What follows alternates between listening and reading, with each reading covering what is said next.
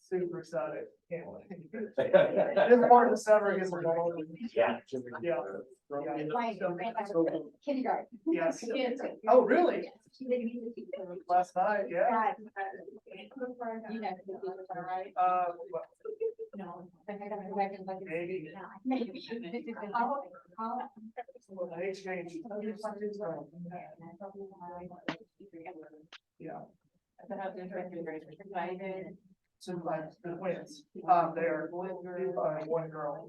They are really excited. Oh, yeah, she's been there for a while. My kids had the other teacher, I can't remember who it was, but Mrs. Simpson wanted to. Oh.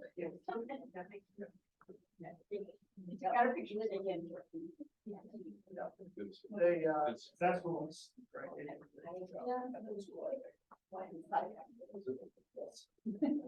You will get, there is, you get so much communication. I mean, it's just email. Okay, Make sure. already? I'd like to call the finance committee meeting to order at 5:31. Start with introductions. Ben Kistner, board treasurer. Board member. Susan Borgmeyer, board member. George Mitchell, board chair. Sue May, board member. Teddy Rowland, vice chair. Julian Raineyberg, secretary. Georgie McNamara, staff. Holcomb staff. Jillian Braun, staff. I mean, or staff. That's me, staff. Not bad of a spirit. We can go to who's online. I think it's just Aaron. Hi, I'm here. Aaron Martin with Job One.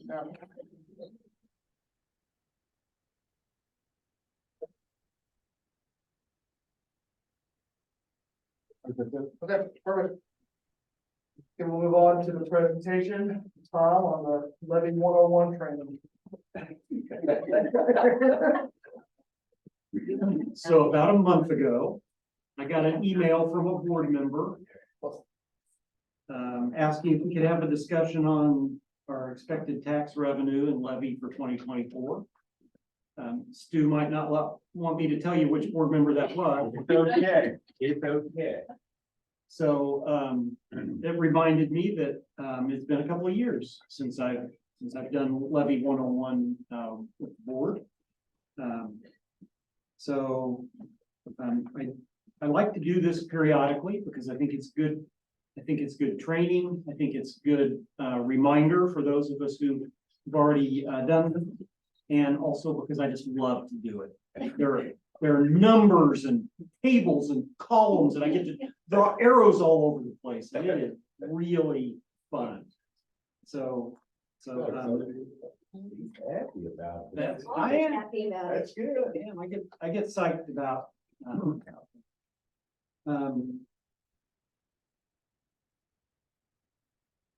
If. So I like to. Let me tell you how that came up. When everybody got their tax statement. And if you look at that, there are a couple of entries. One is handicap workshop, and I assume that's us. It is, And then there's another one, mental health. that's not us, Not that's us. separate fund. But I noticed when I looked at handicap workshop, our levy percent went down. Is proposed to go down, I should say. And I'm like, I think we need to understand more about. Yep, So yep, that's we why will, I contacted. we will absolutely walk through all of that. Now, I'll warn you in advance that this will probably take more than a half hour.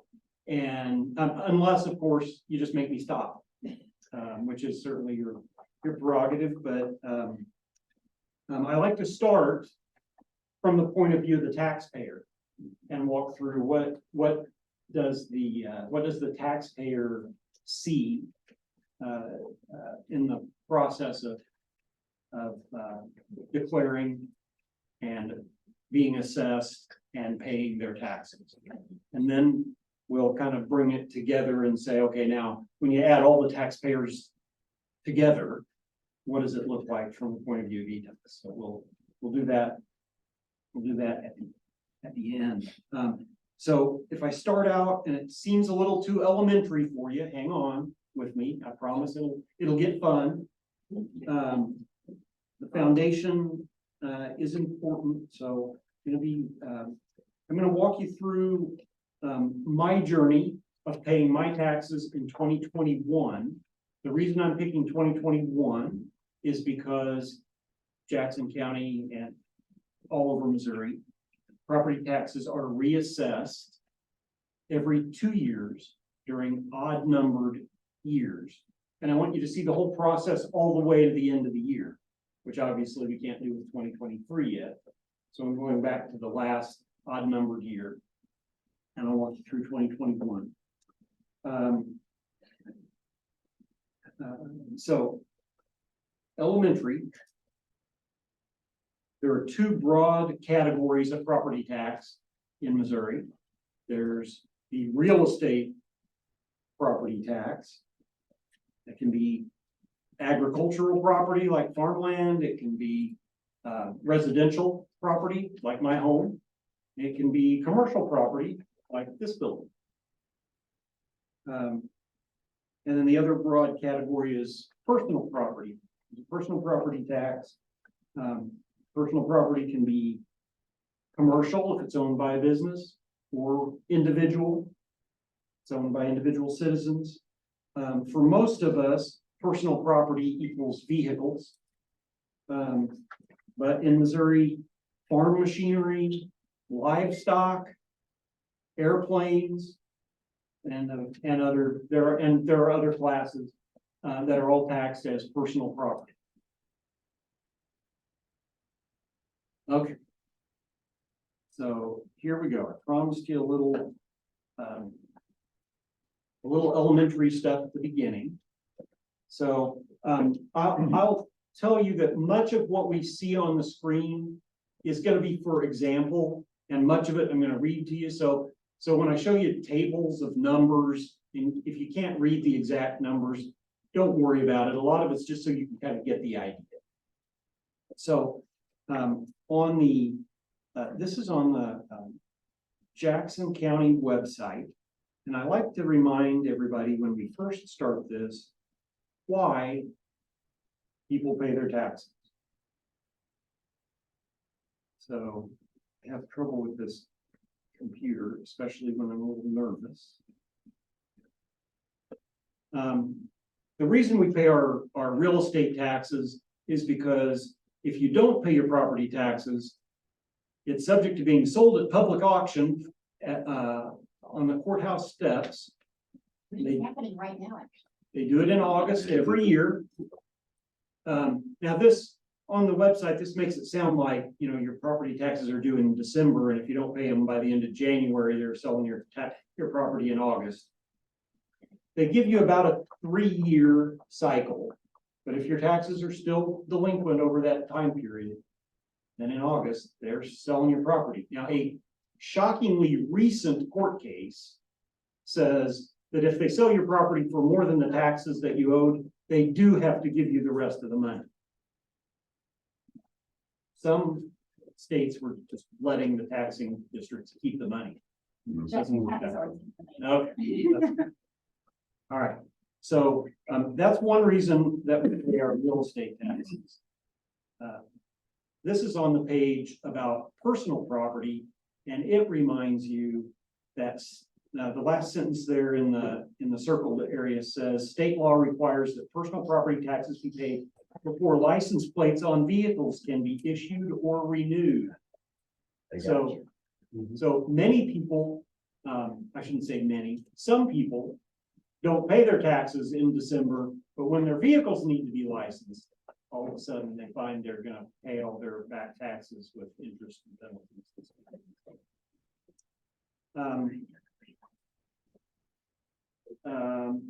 This page also reminds us that January 1 is a key date for property taxes. Taxes on personal property are based on what was owned on January 1st. So if you own a car and you sell it on January 2nd, that next December, you're going to be paying taxes on the vehicle you sold because you owned it on January 1st. And January 1st is when your obligation to pay taxes is established and locked in. That's how personal property works. Real property is a little different. The taxes on real property are still determined based on what the property is worth on January 1st. But you pay tax based on how much of the year you owned the property. So normally what happens is whoever owns the property at the end of the year pays the full year tax, and it's prorated at closing when the property changes hands. So when I'm thinking about the process of paying taxes, I always think about early in January, about the time I'm hauling all the trash out from my Christmas presents. I get this card in the mail from the assessment department reminding me that I need to go online and tell them what personal property I owned January 1st, so that they'll be able to charge me for my taxes when they send out the bills in November. 10.5 or so months later. And I always say to myself, why is this card coming now? Didn't I just pay my taxes? Well, yeah, I did. I paid them in December for 2020, but now it's time to establish my 2021 tax. So it's an awkward little postcard that usually ends up on the floor of my house. And I'm constantly picking these things up and filing them away. Did we receive any revenue from personal property taxes? We received revenue from both We did. taxes. Yep. So the backside of the postcard gives me the instructions on what website I need to go to declare my taxes or to declare what I own. And it also gives me a PIN number. Now the PIN number is on this card, but I've redacted it. It's not that 10047 number up there. It's actually on the other side of the card. And I redacted it because I don't trust you to not get online and somehow try to make me pay your taxes. I'm sure that's somehow possible if you're smarter than I am. But anyway, I follow these instructions and I go online. And it tells me what I already had declared in 2020 as far as my personal property. And so during 2020, sometime after January 1st, my wife traded in her Impala on an Equinox. And so as a result, we were able to go in there and hit deleted next to the Impala. And then there's a drop down box that lets us pick Equinox and put it in there. And that's basically the whole process. You hit submit and it's a done deal. They don't come back and tell you how much all your vehicles are worth. They don't send you a letter and tell you you can appeal, none of that stuff. It's pretty much, if you own an Equinox, its taxable value is X, and there's no arguing with me about it. The same's true about my Silverado, which I owned during 2020 and 2020.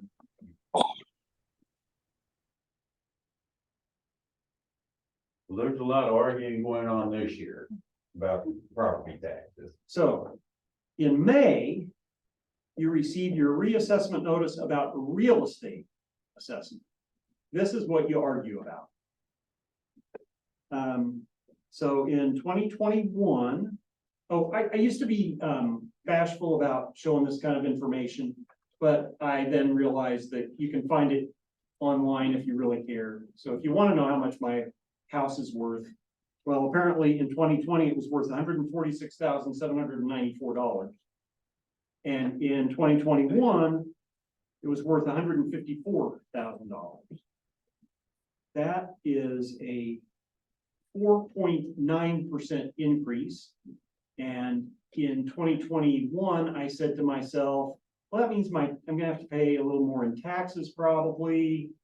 And I really would, I wonder if there's somebody I could ask to change that or reduce it. And while I was thinking about that, I turned on the TV and I watched the news and saw them interviewing somebody whose property had increased like 600% or something. And I decided with my 4.9%, maybe I would keep my mouth shut and just live with it. So that's what I did. But this, the other thing I want you to get out of that part that's circled there is that, excuse me, if you have residential property, it's assessed at 19% of the actual value of the property. So my house may be worth $154,000, but I only pay tax on $29,260. I'm reading that correctly. Now, and this also shows if I had any agricultural property, that would be assessed at 12%. And if I had commercial property, it would be assessed at 32%. So then underneath there, it tells me about what I want to do or what I need to do if I disagree. I can. And we'll talk about this in more detail here in a little bit, so don't get too caught up in the details. But it tells you, hey, if you disagree, if you call the assessment office, as long as you do it before May 31st, you can have an informal review. You can sit down and talk to them, try to convince them that the value's wrong, and they can explain where they got their value, and maybe you and the county can reach an understanding and get it adjusted, and I'll be happy. And if that doesn't happen, you can file a formal appeal with the Board of Equalization. Again, we're going to talk about that in more detail here in a bit. So we'll just move on, because I want to tell you on the back side of this, as Stu was just showing us,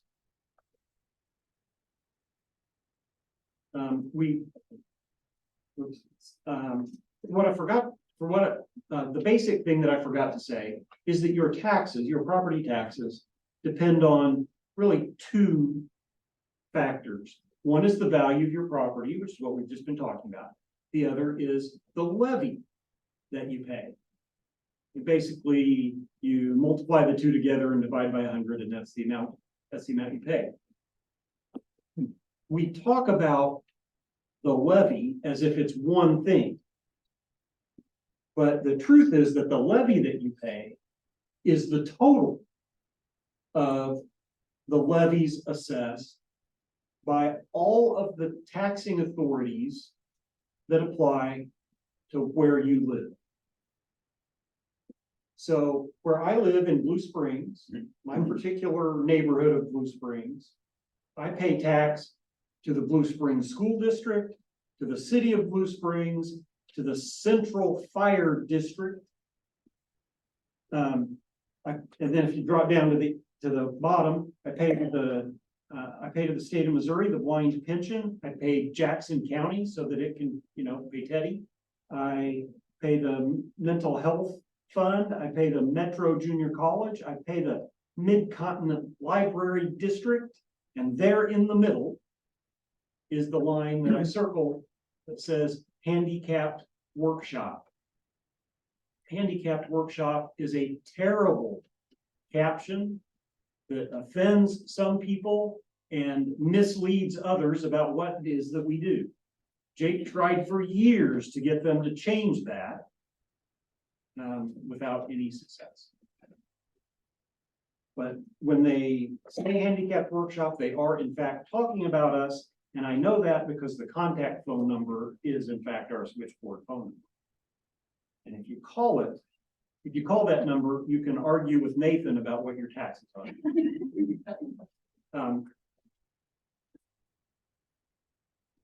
I'll actually talk more about arguing here in a minute. What I want you to get, the most important thing to get from this page And I'm actually gonna try to blow this up so you might be able to see some of the numbers.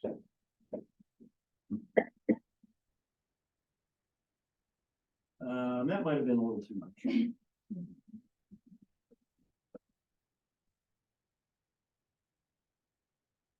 All right.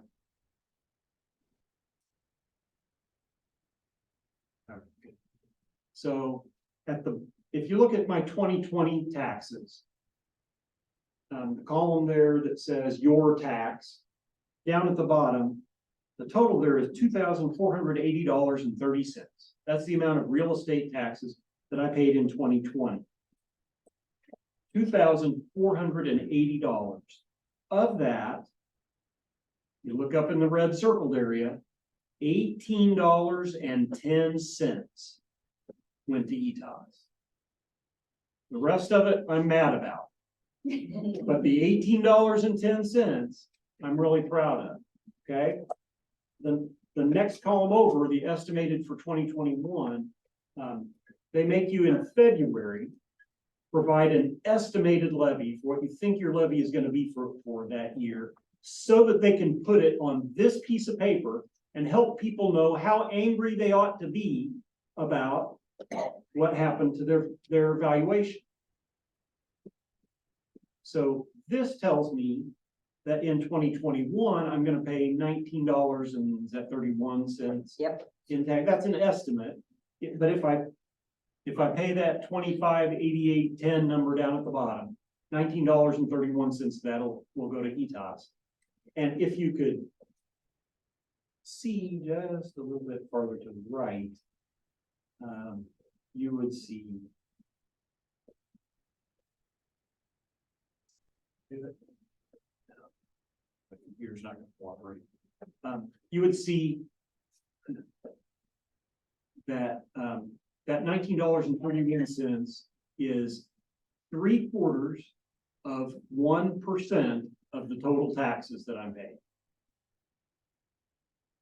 So if ETOS were to decide to eliminate its levy entirely, I'd save less than $20. I wouldn't even notice it really on my $2,500 tax bill.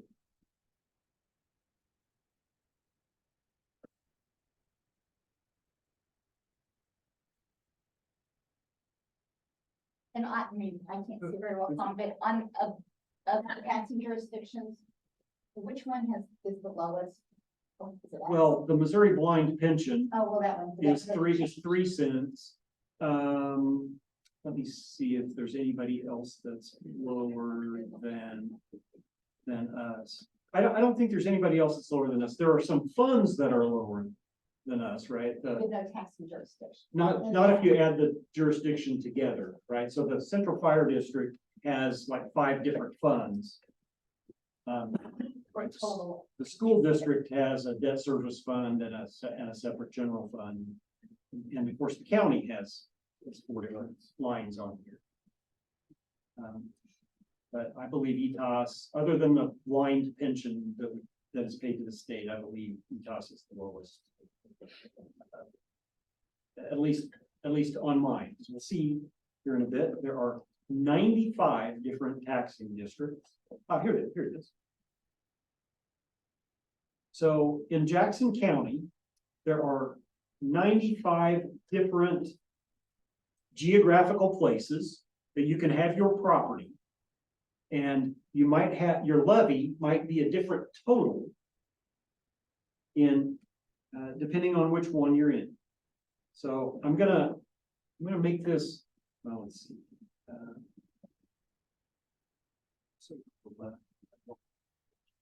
That actually went the wrong direction.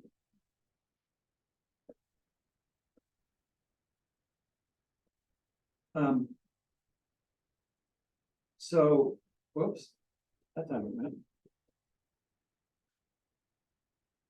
I really feel like I need to see this whole thing. All right.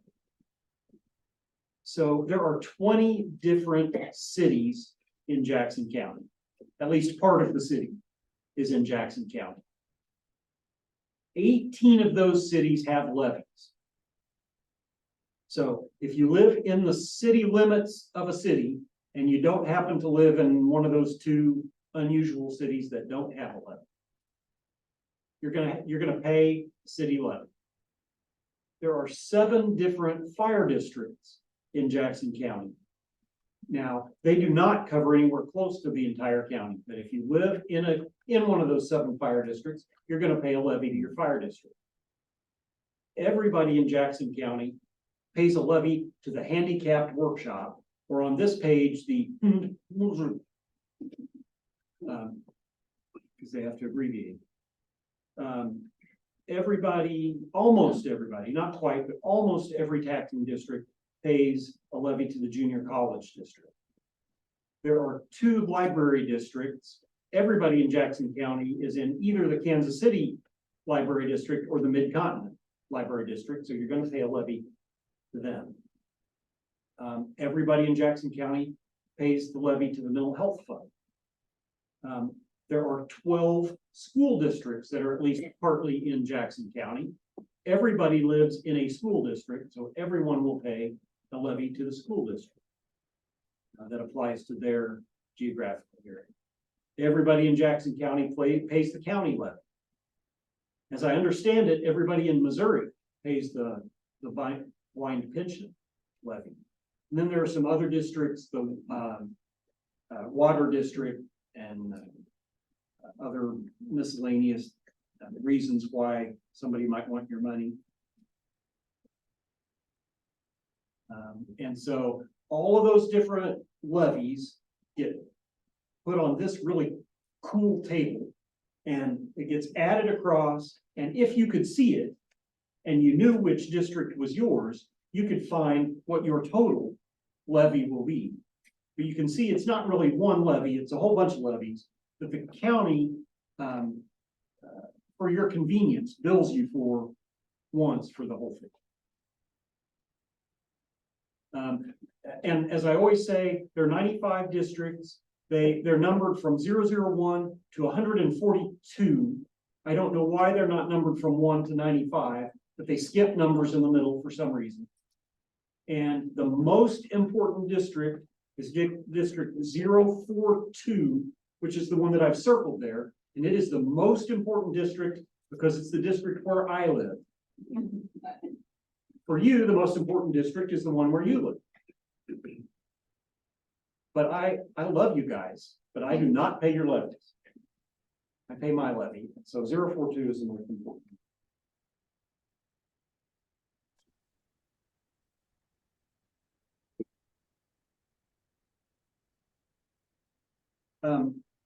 So then finally we get to November, and sometime in late November, I get my bill.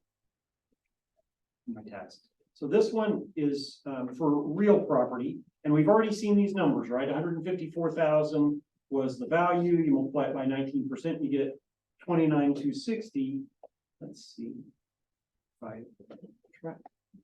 So you can kind of see the 29,260 then, and you can see the little cheat math that I've done for you down there at the bottom. If you take the 29,260 and you divide by 100, and you multiply by the levy amount. After they set all those districts set their final levies, $9 and a nickel was what my levy was. So multiply it out to 2646.63. And if you could see it, you could see that that's the amount I actually pay. Total for all my taxes, 2646.63. That's my real estate taxes.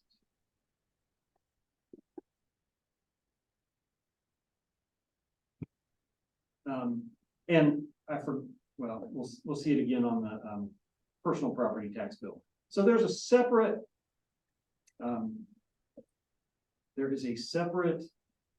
table to figure out your levy for personal property, because the City of Independence only charges their levy on real property. They do not charge it on personal property. So if you happen to live in the City of Independence, you have a different levy for real estate versus personal property. Otherwise, everywhere in Jackson County, your levy is exactly the same.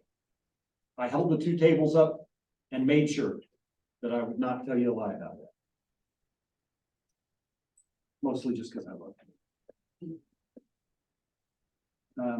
So then I get a similar bill from, for my personal property taxes. And, just right above where I've done the map there, they list for me my vehicles that I'm being taxed on so that I can remember what I owned on January first. And they're showing me the assessed values. Those assessed values are considerably less than what the fair values of those vehicles would have been at that time. So there's a formula that, it's in the Magic Assessor's computer that tells, that those two vehicles added together, should be taxed for $18,315 times the levy. And if you work that out, this was $1,656.63. For some reason, they charge me $7 for a city license fee. I really don't understand why this is, because the city doesn't give me a license. There's not a sticker I get to stick on my car to show I paid the $7 or any of that. But I don't bother arguing, I just paid $7. The other thing I wanted you to see is that once again on this page, it reiterates the fact that out of all those taxes, the $1,656.63 in property taxes that I'm paying here, a very small part goes to ETOS. Now on the bills, because it would be way too easy if we were called the same thing everywhere. On the bills, we're called the Board of Disabled Services. That's the same thing as the handicap workshop you saw earlier. Board of Disabled Services is slightly better because it is similar to a name we used to have before 2007. So it's slightly better than handicap workshop, but it's still not anywhere close to what our current name is. And again, I don't know how we did that. So are you working on changing that? That's not the highest thing on my list of priorities today. My question really revolved around that .0663. Yep, we'll get there. Okay. Hold on. Okay. I promise. This is the foundation. When they send me my bill, they also send me these little pieces of paper that are also always falling on the floor, and I'm always picking them up, but at least these are colorful. The top one reminds me that if I go on the Jackson County website, I can find, once again, the contact information to call and complain to the taxing authorities about my taxes, because they don't want me to call the collector. They don't want me to call the assessor. They want me to call the taxing authorities. So here's that list. I can pick out, if I want to complain about the Missouri Blind Pension, I can call that first line, and so on down. Find my school district, my city, my fire district. And on this page, they call us Jackson County Board of Services for the Developmentally Disabled, which is almost exactly what that former name was. Not quite, but almost. And again, right here, it shows the levy for 2020, the estimated levy for 2021, because remember, that's what was on the back of my reassessment page. Then the actual levy for 2021, which gets set much later, and then the phone number for how I can contact Nathan and complain. In reality, if you call Nathan and complain, he will send you probably to me.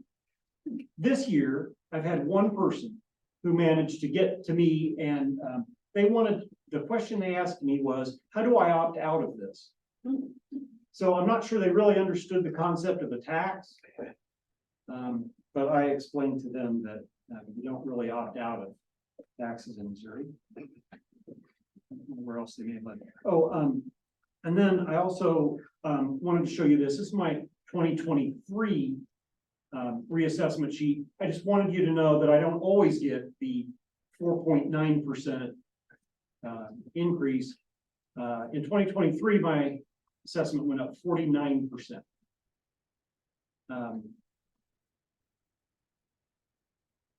I seriously considered whether I should be calling the county and figuring out whether this is really accurate.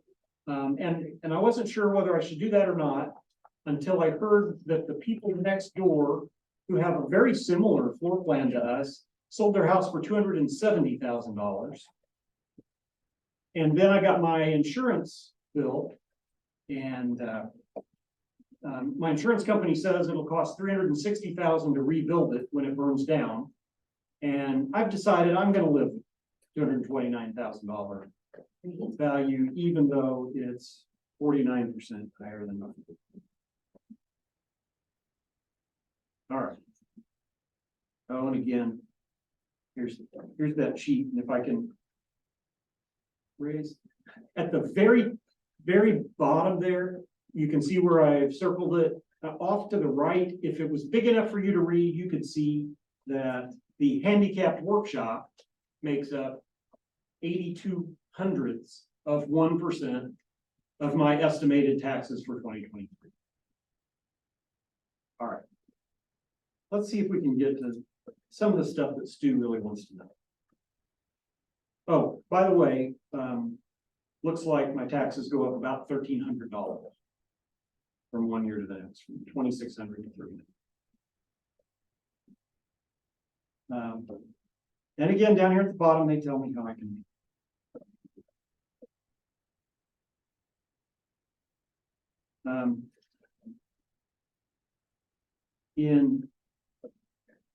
So 3 times a year, in reassessment years, 3 times a year, I get this page sent to me from the county clerk's office. Usually I get it from Teddy first, and then eventually it makes it to me through the other channels. They send me this in February so I can determine what our estimated levy should be. So we can tell them that and they can put it on the back of those reassessment sheets and tell people how angry they should be. Again, at the end of June, they send me an estimate. And then I believe the final one is going to be dated August 29th this year. It's the end of August or the beginning of September September 1st, every year. the Friday. And this tells me what the total assessed valuation is for the year. If I didn't mention it, ETOS has nothing to do with determining the assessed valuation. Don't call me if you're mad that your property is assessed at double what it was assessed last year. I didn't do it last year and I didn't do it this year. But what they do is they take those assessed values on all of our sheets as adjusted for whatever appeals may have taken place. And they add them all together and they send them out to the taxing authorities so that we'll know what the total assessed valuation is.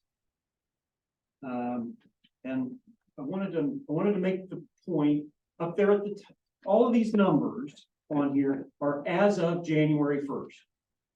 So see if I can do this and I can still see something. Okay. So up there at the top, that's the real estate section of this. You see the $14.7 billion number? That's the total assessed valuation of all the real estate in Jackson County as of January 1st, 2023, as estimated on June 30th. Then they have that little tiny section there in the middle that says new construction. It's about $100 million. So that's the value of new construction. That's the value of the new construction that was constructed during 22, right? Between January of 22 and January of 23.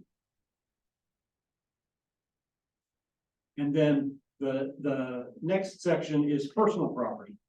And you can see there the total personal property assessment for the county is $2.7 billion.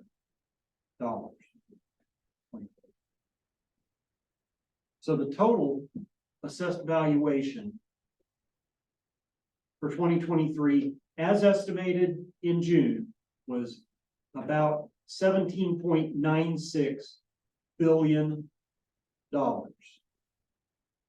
That's important because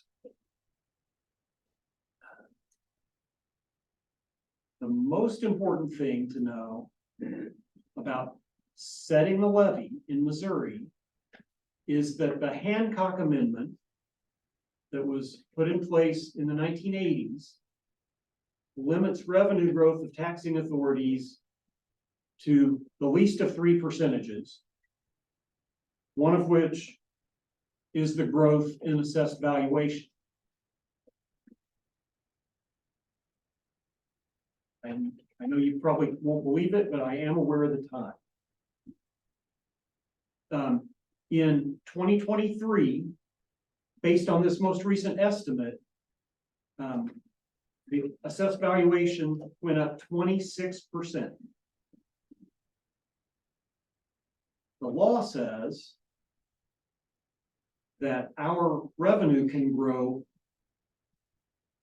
by that, whatever is the least of that 26.3%, or the inflation rate, which was 6.5%. It's measured as of the previous December. Or 5%, which is just an arbitrary number in the statute. So for us, this year, our revenue is going to be able to grow by 5%.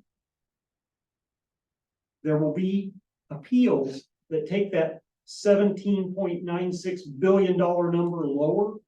The final number will be lower than that, but there is no way there can possibly be enough appeals that are successful to make that number, that 26.3% number, less than 5%. It's not going to happen. So our permissible revenue will grow 5%. Last year's revenue that was permissible for us was 11.8 million. So it can go up 5% to $12.4 million. And that is basically the amount of tax revenue we're allowed to earn on what I call old property. Property that was already here the beginning of the previous year, 2022. And so you determine the levy by taking that $12.4 million number and dividing by the assessed valuation of all that old property. So our permissible levy for 2023, based on these estimates, and again, the numbers are going to change for the final assessed valuation that we'll get here in a couple of weeks. But our levy based on this estimate is 6.95 cents per $100 of assessed valuation. Our actual levy last year was 8.36 cents per $100 of assessed valuation. So that levy goes down considerably to keep us from earning more revenue than the Hancock Amendment allows us to. In what year was it that Jackson County voted the levy? 76. In 76, the Jackson County voters voted for a 10-cent levy. But that levy gets cut each year that the assessed valuation grows by more than our revenue is allowed to grow. So that's why the levy that we actually can charge is less than 7 cents, even though the voters approved a 10-cent levy. So then to estimate our taxes for 2023, we take that levy and multiply it by the total assessed valuation that includes the new construction. And so we would estimate at this point that about $12.5 million worth of bills will go out. And that's just the ETOS part, of course. So the bills that go out will have about $12.5 million worth of revenue for ETOS on them. Now, we will, for our estimation purposes here, we'll reduce that by about 4% for what may not be collected.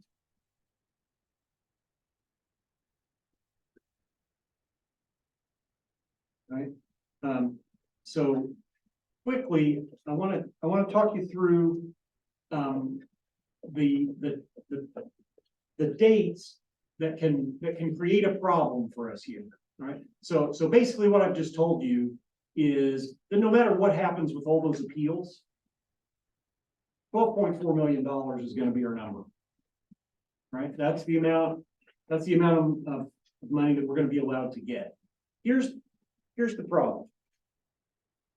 We all got our reassessment notices back in May. In July was the deadline for requesting an informal appeal. If you didn't like the results of your informal appeal, or if you didn't want to mess with it and just wanted to do a formal appeal, you could go to the Board of Equalization. Originally, the deadline to do that was July 10th. They later extended it to July 31st. The county's website indicates there were 54,539 appeals. On Friday, they had resolved 20,609 of those. So that left about 34,000 appeals remaining. Today, that number is down by about 1,000. So yesterday, they resolved about 1,000 appeals.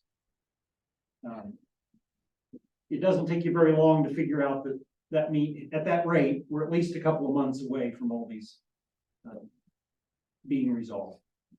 But on August 29th, or Teddy says maybe September 1st, the county clerk is going to have to certify the assessed valuation. So that means they're going to take all the information they know then, even though there are still unresolved Board of Equalization appeals. And they're going to tell us that's the assessed valuation. Okay. And we're going to have to use that by October 1st. We have to set our levy, and it'll be based on that September 1st assessed valuation number. Lots of things will happen in that month in between, including hearings at the county, and a vote both at the county and here to approve that levy. December 31st, we pay our taxes. Hopefully, I'll pay mine. If I'm really mad, if I want to make sure I don't get in trouble for being late, but I'm really mad about paying my taxes, I can put in a note that says, "Dear collector, here's your money. I'm paying these under protest." If you do that, it really doesn't have any impact on your appeal. It doesn't do anything except it forces the county to segregate those funds and set them aside. Your letter also has to say, and within 90 days, I'm going to sue you because I think this number is too high. Then May 15th, the county looks and sees if they've had notice from any of the places where you would have sued that you really did sue. If you didn't sue, they release the money and send it out. If you did sue, then they hold on and wait and see how that suit's going to turn out. All right, so you probably already followed this, but I've got an example that I want to show you about why those dates that I just walked through are so significant. And I've changed all the rules now. So in this example that I'm going to show you, very hypothetical, and I want you to pretend that in our entire county, we've got 2 pieces of property and that ETOS is the only taxing authority. All right, we've got 2 pieces of property. One was assessed in 2022 for $1 million, and that Kristen owns that. Wade owns the $500,000 piece of property. And our levy in that year was $10. All right, so ETOS got $150,000 total. 100 was paid by Kristen and 50 was paid by Wade. Now, when we're determining our tax for 2023, remember it's going to be a 5% growth. That's what we're permitted because the assessed valuation grew by way more than that. Inflation was higher than that. So 5% is the number. For 2023, our revenue can be 157.5. All right, so reassessment happens in 2023. Kristen's property is now worth $1.2 million. And Wade's has quadrupled. They I don't know, built a casino next door or something. And his property is now worth $2 million. Now, remember, ETOS can still only get 157.5. We don't get a windfall just because Wade's property is worth a lot more. So the new assessed valuation is $3.2 million.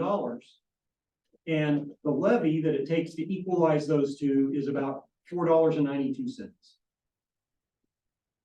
So we would establish the $4.92 levy. Okay. Wade gets his reassessment notice and he is mad. Okay. Kristen's happy because her tax is going to go down from 100,000 to 59,000. She's delighted.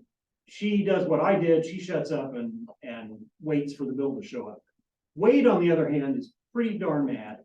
And he goes to the Board of Equalization and he says, there is no way my property is really worth twice what, or 4 times what it was before. And at the Board of Equalization, they say, you know what, you're right. It's only worth $1 million. It's only double what it used to be. So if that Board of Equalization case is resolved on August 15th, the new assessed valuation that we get from the county clerk, or that I get from Teddy, at the end of August or the beginning of September, we'll say 2.2 million is the assessed valuation. And we'll all get together and say, you know what, the right levy is $7.16 because that's what it takes to get 157.5 out of the $2.2 million. However, suppose the Board of Equalization is really, really busy. Suppose for some reason they have 53,000 other appeals they have to hear, and they don't get to Wade's. How exactly that would happen in a case where there's only 2 pieces of property, I don't know. But if they don't get to Wade's appeal until November, we've already established the $4.92 levy. Because the last number we had was 3.2 million for the assessed valuation. But in November, Wade convinces them that his property is only worth $1 million.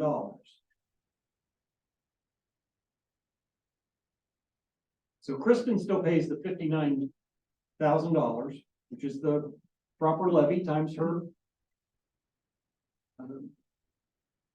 or it's the established levy times her value. And Wade pays the established levy times his value.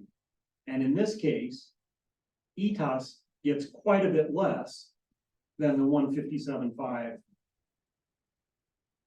that we're supposed to get. In fact, in this example, which is admittedly large, exaggerated, in this particular example, we actually see a big decrease in our total revenue from the 150,000 that we got in 2022 to the 108 in 2023. So that's the biggest concern here, Stu. At least this year, and given that the 5% is going to be the number, the biggest concern is that there may be appeals. In fact, given the numbers, I think there will be appeals that don't get resolved until after the assessed valuation is certified. And those appeals, theoretically, if you appeal and the Board of Equalization decides your property is worth more than what it originally was, they can increase it, but that really never happens, right? The number's going to go down. Yeah. And so we'll be watching to see by how much.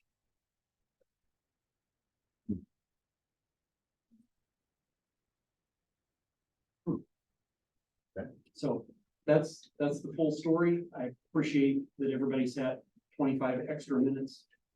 For that, that's pretty much what I know about levies and assessed valuation. Maybe not in a nutshell, but that's what I know. Thanks. Thanks, Tom. I know, Jeff, if you understood all of that.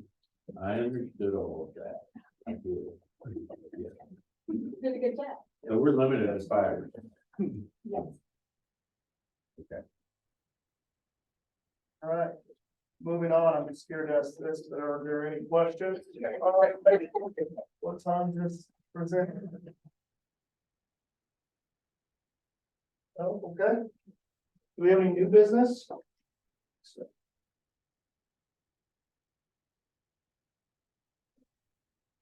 there any old business?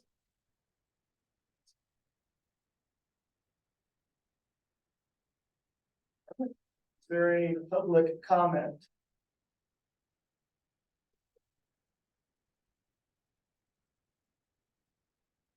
I think we have some new guests that we didn't get Sure. names.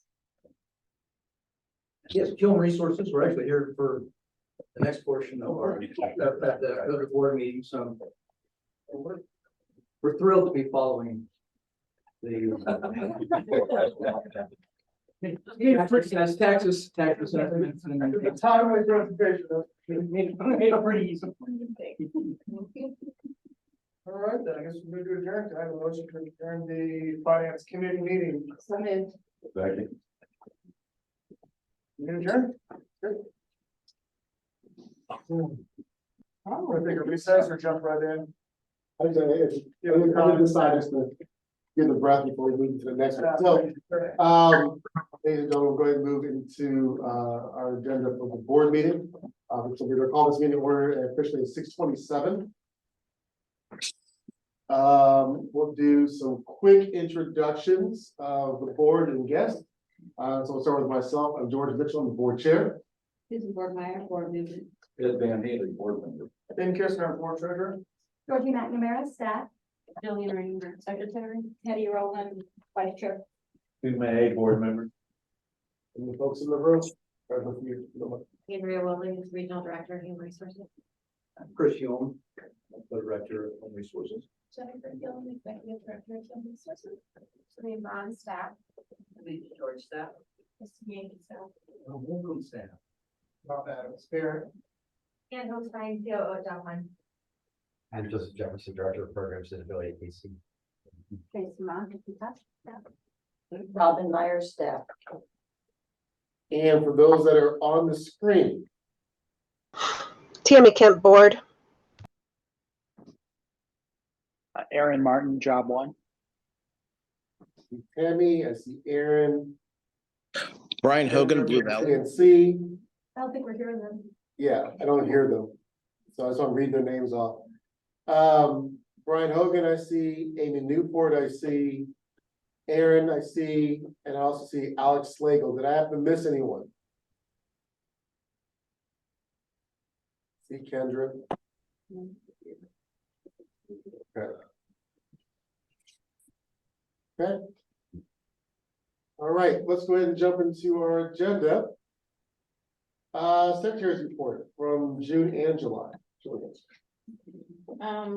Is there any feedback from June and July? Nope. I'm sorry. Okay. Need a motion to approve those. So moved. Second. All right, all those in favor, say aye. Aye. All those opposed? Thank you. Finance Committee, Ben. We sat through a very insightful and very exciting levy training. It was very helpful. I appreciate it, Tom. It was provided a lot of knowledge, a lot of background on a very timely issue that everybody's facing right now. Basically, that took up the entire meeting. So if there's not any other questions, comments, or concerns, we can Get a motion to approve. So moved. Second. Motion is seconded. All those in favor say aye. Aye. All those opposed? All right, moving on our agenda, we have human resources presentation. So we'll ask you guys to come up to the end of the table there. And the show, the floor is yours. I work in the street. Like we're already there. Awesome.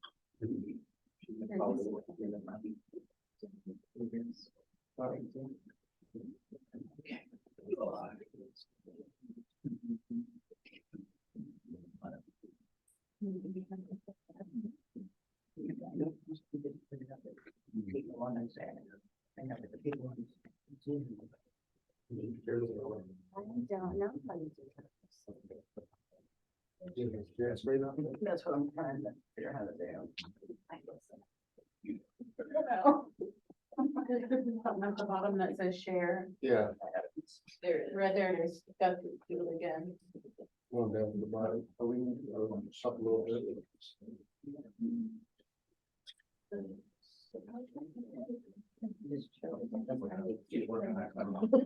The views and the people on the computer.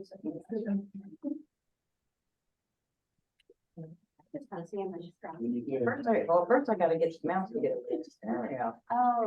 All right. Share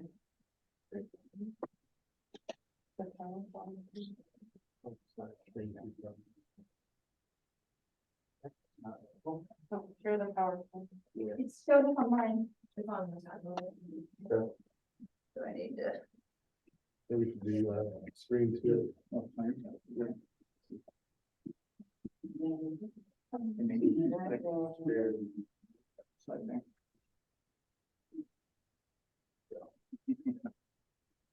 That kind of, that's gonna show that screen. Yeah, and then you pull the presentation back up there and you'll also be able to see it at that point.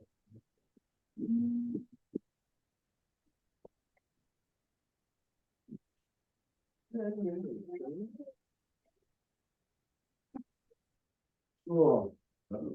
Well, that is our logo, and I'm assuming that I'll say, next, where we move to the next slide, so, okay, perfect. Oh, you probably need to put it on play. You gotta. First play. If you do shift that. That's that little thing right there in the left hand corner. Like, Slide it. oh, yeah. Right There you there. go. Okay, Here? right, That's you're it. right there.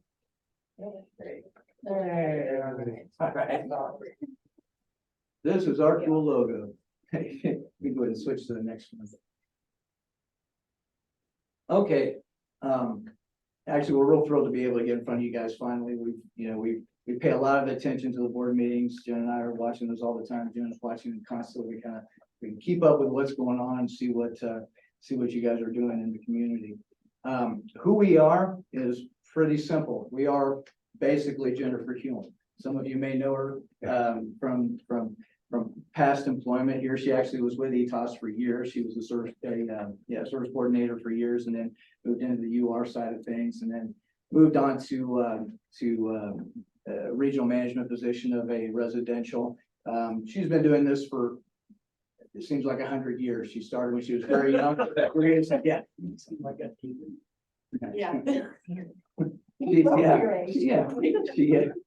Her degree is in special education. And of course, she's been in the industry for many, many years in the state of New York, all the way up into Illinois, and then also in Missouri, probably for the longest amount of time.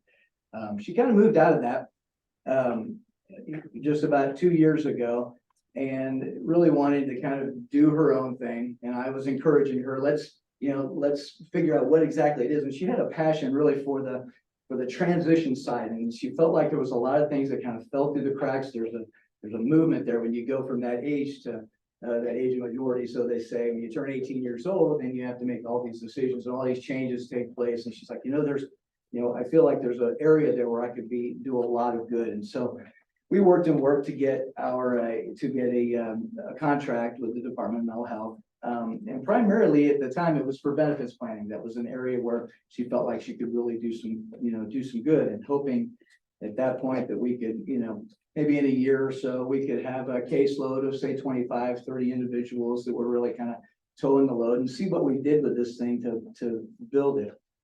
And lo and behold, a year later, we're somewhere in the neighborhood of about 200 to 300 individuals that we service on a regular basis and or have service, and with grants from the MODDC for some of the guardianship stuff, and 18, 19 employees strong, and really making some impact. And so it's been a fun ride, and enough to make your head spin as well. It's tough to keep up with, as you can imagine. But what you see up there, this is the handful of services that we actually provide on a regular basis. This is outside of the SB 40 funding that we receive from y'all, but it all kind of works into the same deal because the entire package is really what we consider that transition package.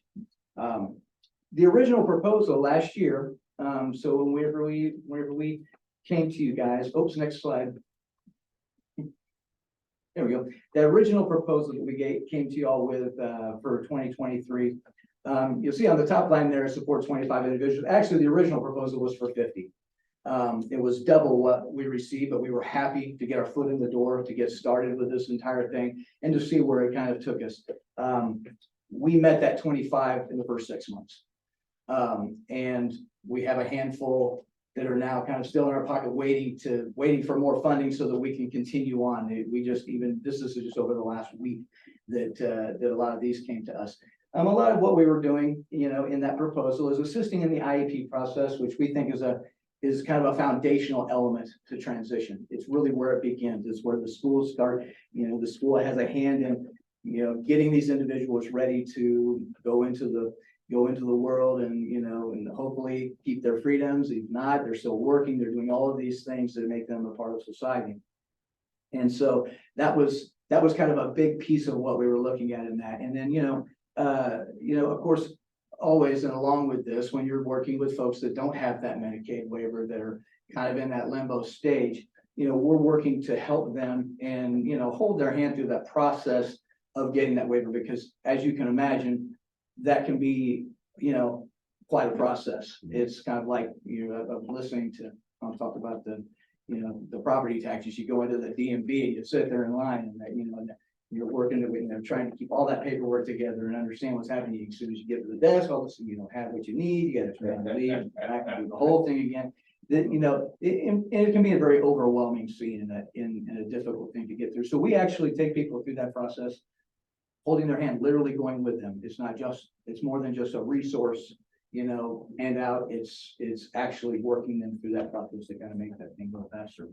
And then also one of the next big pieces was to develop through time a digital binder, so to speak. And what that is a way to keep you from having to get to that line, find out that you don't have everything you need, turn around, have to go back, work it all out, come back again, get in line again, to speed that process up. And that's that digital binder for the overall transition planner was the piece. And then, of course, the other piece was for an IEP part. And that Jen can kind of explain that a little bit, probably in a little more detail. I do speak. So anyway, what we found doing this, the past few months is, especially in the school setting, the student doesn't know one single thing about their IEP. If you ask them, they couldn't tell you. So what we're doing is making digital binders specifically for the IEP, and we're just putting it in very plain language in a way that they can understand. So we have different tabs for each part of the IEP, and it explains what accommodations they're supposed to get, or what their present levels are, but it's like very basic. And it's not just for the student, it's for their parents, obviously, too, or any professionals that are working with them, therapists that, are in that IEP team. So it just helps put it in a way that they can understand better. So when they go to those meetings, they're even more prepared because they know what we're talking about. And it's something that they can build on too. It can be interactive, it can be basic, it develops specifically around the individual itself. Andrea Woolley, folks, she is our regional director. She is kind of in charge of this entire area, because as I move along here, and I'll bounce back and forth a little bit, Jen and I are on the road, we're everywhere in all places at the same time, and Andrea really holds down the fort here in this entire region, and you guys will hopefully be getting to know her. If you didn't know relation to Jennifer and us. I speak also. And she does speak as well. You can go ahead and switch to the next slide. Transition is a funny thing, and I just want to touch on this really quick so that you kind of understand where we're coming from and how this thing has morphed a little bit and kind of where it's going. As we kind of move into the next year and then the rest of this year as well. Transition is a verb. It's something that is in motion, and I think oftentimes agencies all over, and we just see it all over the state of Missouri and even other states as well. They think of transition as a service, like it's just one service. And transition is a lot of services. All of those services you saw earlier up there, those are all part of that transition piece. We see, you know, and when you guys are allocating funding and stuff, you see that oftentimes it seems like they think employment services, that's transition. Well, it's a lot more than just employment services. It's also community networking. It's integrating individuals into the community and helping them understand what's going on there. It's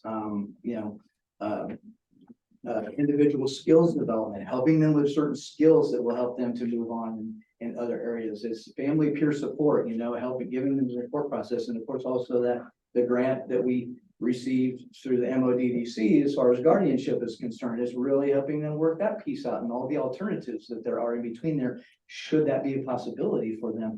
So that's also a big piece of it. And then that ongoing support that we have found ways to integrate that into a lot of their waiver services as well, so we can continue in that process. The way the process changed for us, we really stayed, you can switch. It really stayed relatively what we said it was going to do, and we're doing what we said we were going to do on that. However, it did stretch a little bit, and we started kind of discovering this, and like anything else, as you get into it, you start seeing where the need is, and you have to kind of attack that need. The target group and the expansion in the age range. You know, we originally set this at that 16 to 24 range. However, you know, when you think of IEPs, that thing starts much earlier, and really it starts to really take a hold on that transition part, you know, that 12, 13-year-old age, when they're getting into high school, they're coming out of middle school, and they're starting to really, you know, kind of integrate into that, into their peer groups and everything else. That's when that thing really kind of starts. So we saw that kind of work its way under a little bit, and then it also went, gosh, transition goes clear up to 30 years old. Folks that, you know, individual skills development, things they never learned, things that they haven't been able to do. Now we, you know, that's still, we're always transitioning, right? You know, we're always kind of moving towards, you know, something better. Where did we get our 25? Next, yeah, next and next. You can actually probably flip through that. This is Jennifer and I's kind of schedule throughout the months. We get in front of people. We go to every fair. We go to every conference. We go to every single place that we can go where there's going to be a group of individuals or people within the industry, you know, service professionals, resources, all of those, we're there because we feel like we have to get in front of their faces. We need to see them, you know, and meet them kind of where they are. And it's quite a discovery process. And to ETOS's credit, of all of these places we've gone to, and so many of them, they're the one group that we usually will see, you know, couple booths down or across the way and down the, you know, compared to so many of the other organizations, we like, well, why aren't they here? But we see a whole lot of what's going on, and it kind of gives you a good grip on what's happening out there. You can move on to the next one. Impact statements. I don't know if y'all can read some of these, but as I can get mine to switch over.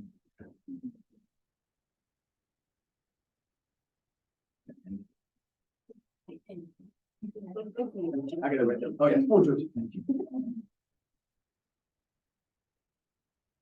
Preparedness. Yeah, impact statements. You know, we have a whole handful of folks. Of the 25 that we, you know, of the individuals that we have been able to help throughout the first half of this year. We see the same thing, and it's interesting. There's a reoccurring piece that I kind of highlighted in this that I think is really important. Whenever we get in front of these folks and we're out there, and maybe some of you guys that have been to some of these fairs and things can attest, you know, it's amazing to me that how overwhelming the process is to folks. And when they get in front of us and we're talking to them and we kind of put it in plain language, I keep joking that I'm going to put together a presentation. I'm going to start presenting in some of these places we go on communication because y'all talking acronyms. Yeah. And, you know, I mean, that's fine for y'all, but I'm outside the box a little bit. I come from a little bit different area and I'm always telling Jennifer and Andrea, it's like, so what is LBTG ABC?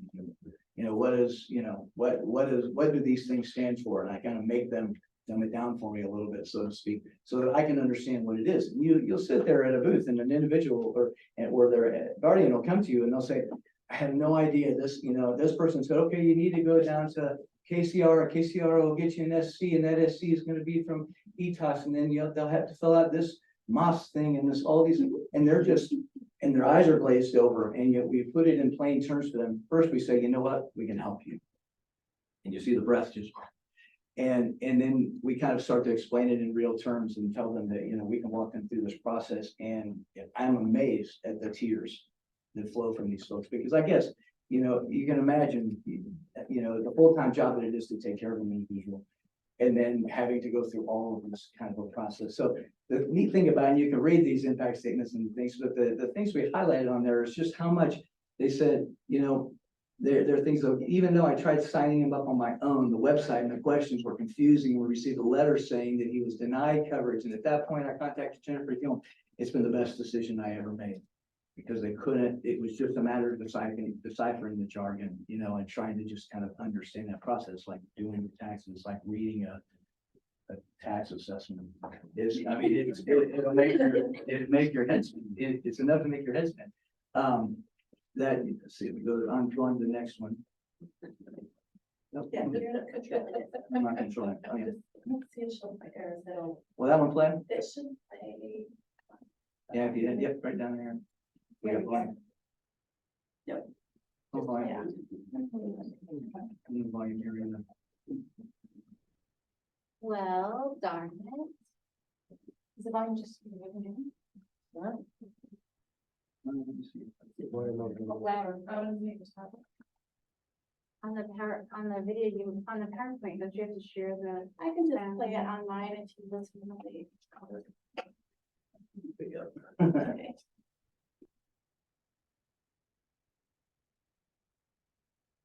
Biggest thing right now for me, in this early stage even, is an advocate, the support, the help, the assurance that, somebody's got my back, somebody understands, not just somebody that works this area, but doesn't have a real connection or understanding. And it's just a moment through the process, there's somebody that can connect the dots for me as well. So that right there has been helpful, more helpful than anything that I've had before. That's Brady. She's awesome. She has a 15-year-old daughter and she's like, I'm done. I've tried to do this so many times and I get halfway through it. I couldn't finish the whole thing, or I tried to do something and I get denied and I did, you know, everything didn't work out. And you know, she's one of our teary customers, you know, that is, we get so many of those because it's, you know, it's just helping them get through that process. And so that's a whole lot in a nutshell, that is, you know, that is what we've done. You can move on to the next. I think it's just to finish it. That is what we have done. That's what we have accomplished, and we are continuing to accomplish more, and we're growing, we're getting bigger. We did, you know, we did submit a proposal to try to recoup the rest of this year and, you know, get what we originally had tried to get, because we have people that are waiting and that really want, you know, that really want to get plugged in. A lot of these people have gotten plugged into the system. We're working with some of them to get them plugged in. You know, that's the ultimate goal, but you know, you can understand, you know, something like an IEP, if you miss 6 months, you miss a school year. You're waiting to get this service, and that school year's gone by, and we've just lost an entire year of how we can help get that person on the right track. Those are the kind of things that we do. And you know, another one, I didn't even put it up here, but I'm thinking that is that Duncan, I think you guys heard about him in your last meeting. Farmer's House is doing an amazing job with Duncan. A lot of people don't realize is Duncan came to us a year before they even moved to Kansas City. They were out of the New York State, and they private paid with us. And we got them switched over into the whole Missouri system of Medicaid so that he could hit the ground running when he got here. That's another one of our guys. We managed to very quietly, you know, have a piece of a lot of things and be in a lot of places. And you know, I feel like we're making a really big impact, and Missouri's just growing for us. So we want to grow in Jackson County. It's an area where, for whatever reason, you know, we're very much everywhere else, and some of it's just a matter of who are these guys and what are they doing. And so I think we've got them. You know, we'll be, you know, stressing some of that as we in the next coming months. And Thank you guys. thank you very much. Absolutely. So we've had a great time with it. We hope to continue. We'd love to hear about what the money does. So. Thank you. Thank you very much. You're welcome. And any questions, we're here. You're welcome to throw it at us. You all have business cards? Yeah. Or a business card?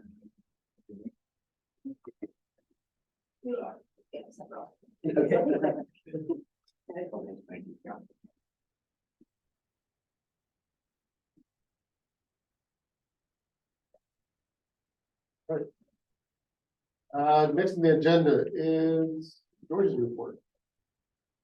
And from that, do you guys have any questions or anything you want clarification on?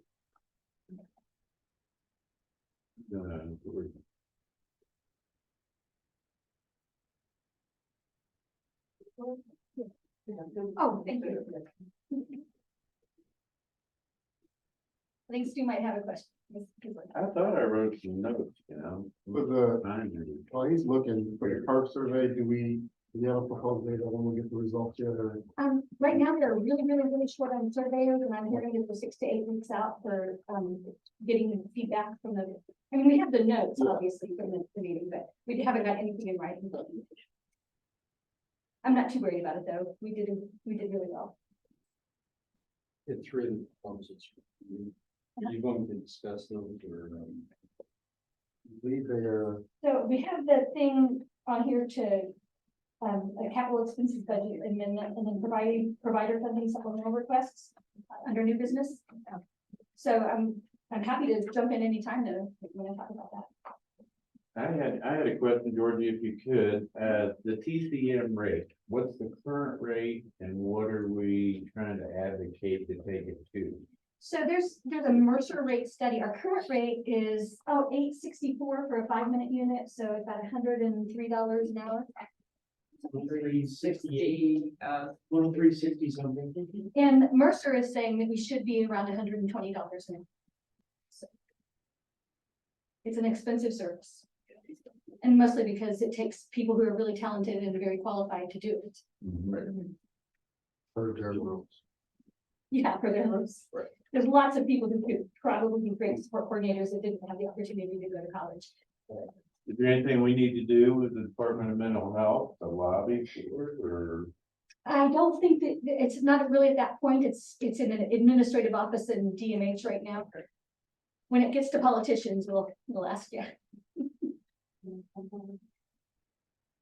All of these requests for funding, are these all 501c3 companies? Yeah, we only fund 501c3s. Okay. All right.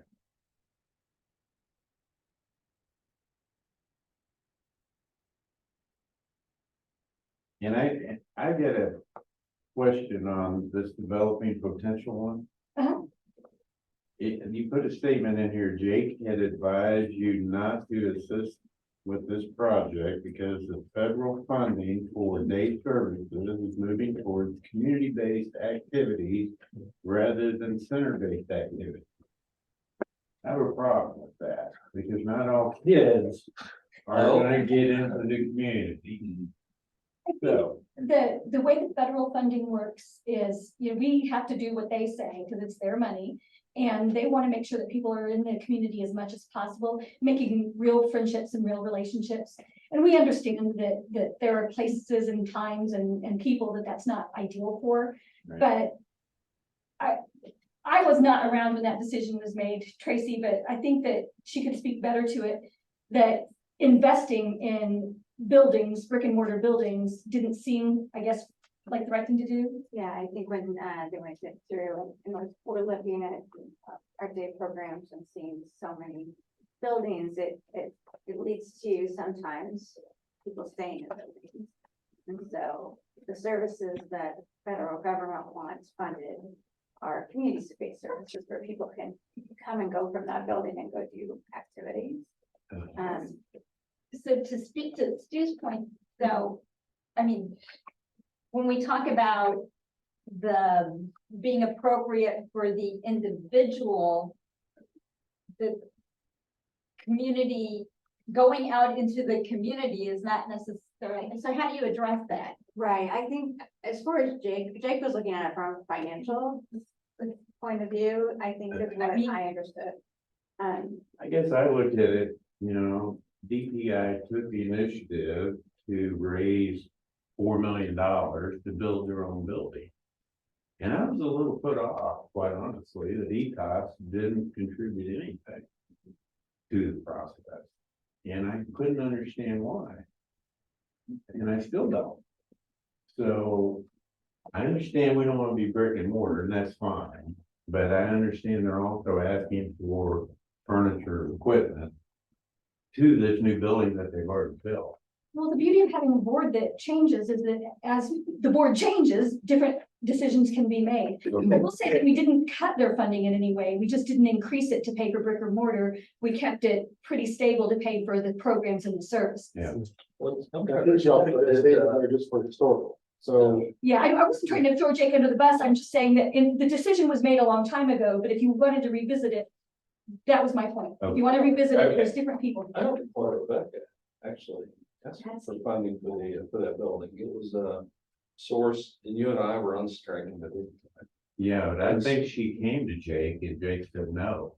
I don't recall that. I don't have. I don't have that. I got here 4 years ago. I do not recall it. I remember asking. You know- That was She says they're not. also the CMS new rules were big, and we're talking about those every day, and those new rules really were saying You can have people in buildings. buildings And are. the dollar could go away. So then the pandemic. hit, And those kind of evaporated. Right. So there's, I think when you look at the time and the context in that time, that statement makes a lot more sense than it does.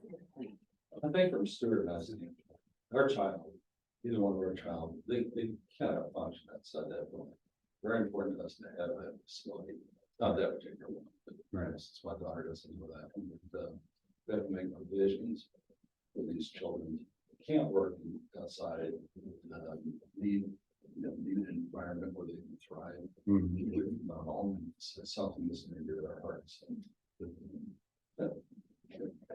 Well, it led me to start thinking about a bigger issue is how many dollars do we give our providers per person? Have we ever It's a huge studied that? variance, Yeah. a very big variance. Something we've talked. It's part of the funding proposal process.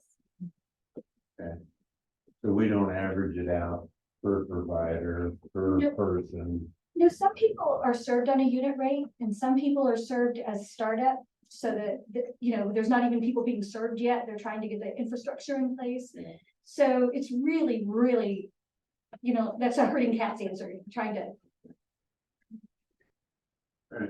I would just like to support Stu's point and Ed's that, we have been fighting for more community-based programs, which has been great and needed.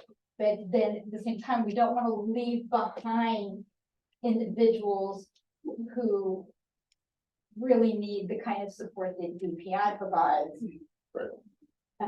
So it's a balancing act, certainly on people who are capable and moving into the community but you don't want to leave behind anybody with, profound disabilities that's just not in their best interest. No, you're correct. So I think those are the things that we kind of look at, and again, if I was to read, her whole statement was like, that was Jake Stilling at the time. But we have a different board, and so we can discuss that at discussion, and when we get to know that point, I think I agree with everything said, but, times change. We had a fun pandemic for about 3 years, and so we learned a lot of different things, Zoom. All those different fun things, so I think it's just, that's what we want to have at this point, and, what's done is done, and we're gonna move forward. Can I ask, about this partnering with Oaks? Can you speak more to that? On its transportation? It's a potential. In a lot of counties, the Senate Bill 40 boards fund Oats to run routes or to take people places. And what we're trying to figure out is, would that be a cost-effective method for us to get transportation to people on the east side of Jackson County? And this is And the mandatory. potential, yeah, and potentially, address some of the ride times that we're looking at. So if they're starting there and able to drive in and drive Well, back. I 100% know, I've got transportation problems, so, Oats was something that I was just exploring all kinds of options. Sure. And it's, when you look at the Oats website and look at the different counties, you look at Randall, Jordan comes from, and they have a whole different model in that county.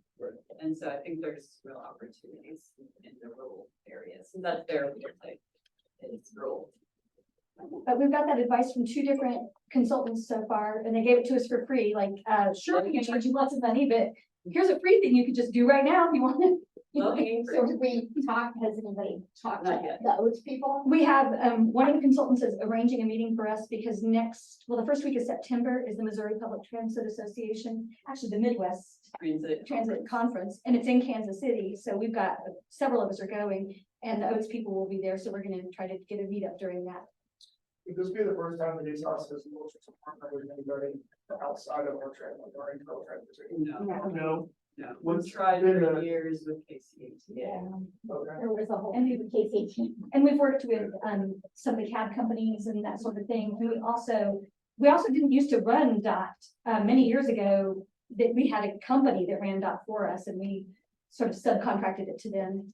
But Were the issues with those just not cost effective, or just inefficient? The whole issue of safety Sure.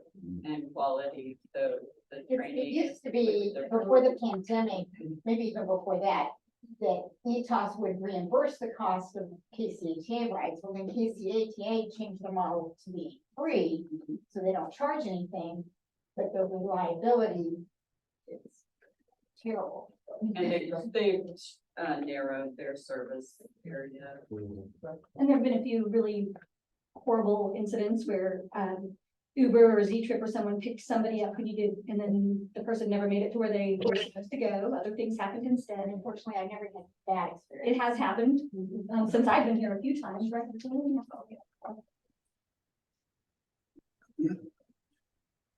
we're going to explore, and then when we have any details, we'll tell you. Oh, no, I'm excited. Are we gonna address the I think I'm new business. PDD? I think I'm new business. No, that's tough. Any other questions? Prior to going to the report.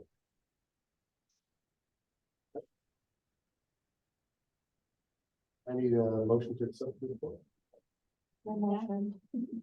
Second. That's a nice question. Oh, that.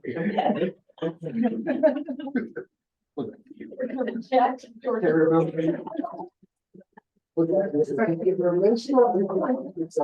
Either way, no, don't keep me straight. All right, so we'll move on, new business. First thing on new business, we're talking about the capital expense, amendment, and it goes to Tom.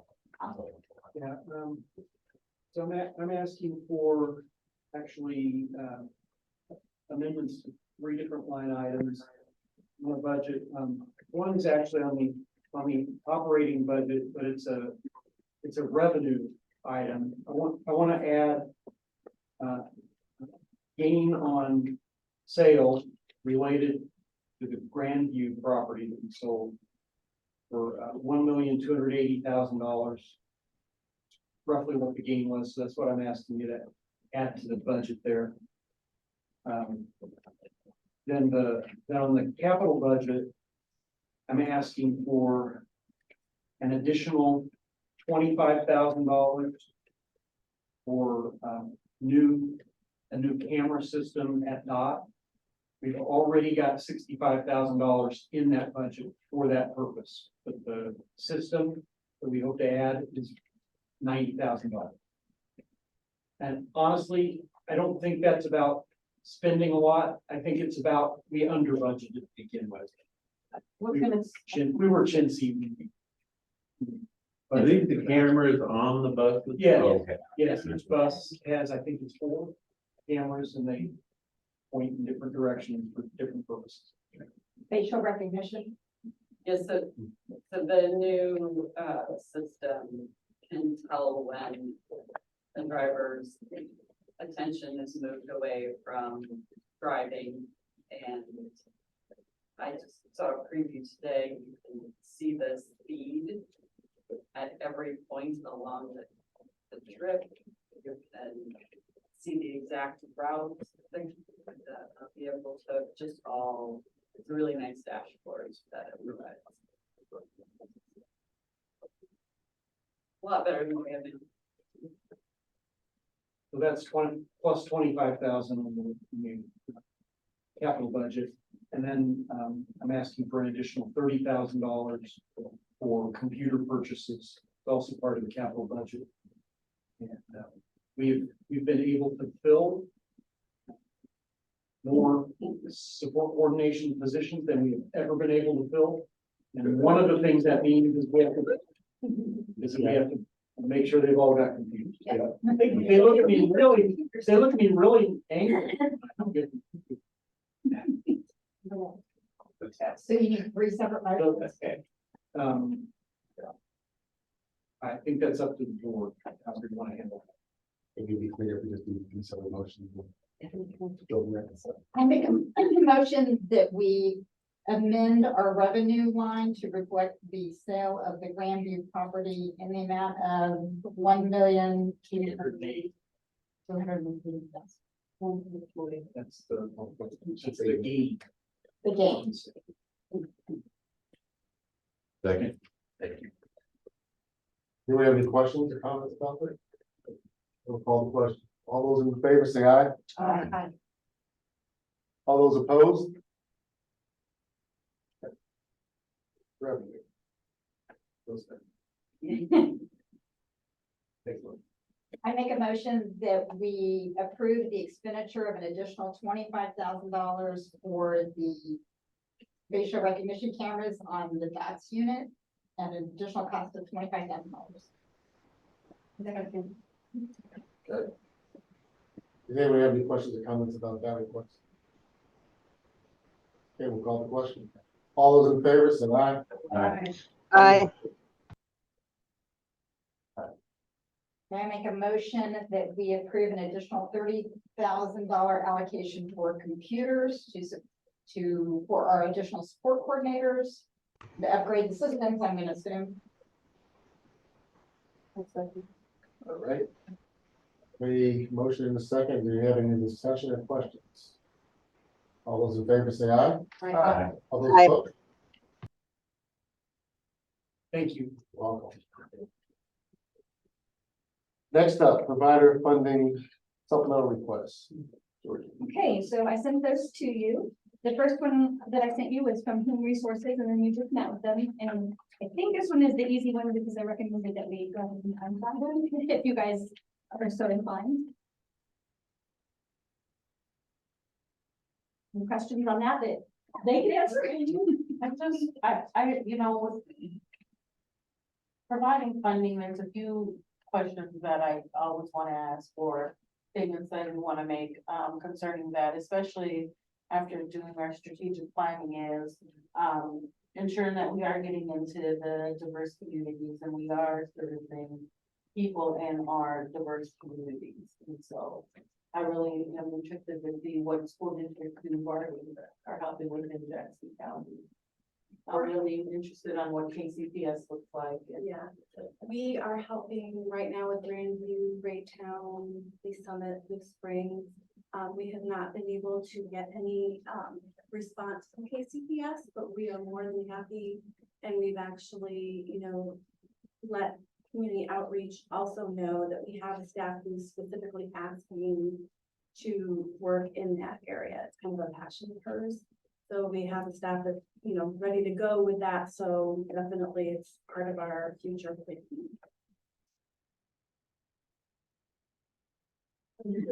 Revenue source. Basically, it's just the grant from MODDC that we get for the alternatives to guardianship project. And then everything else comes from our Medicaid reimbursements. Cost per individual, you did 25 individuals for the first 6 months. What was your cost per individual?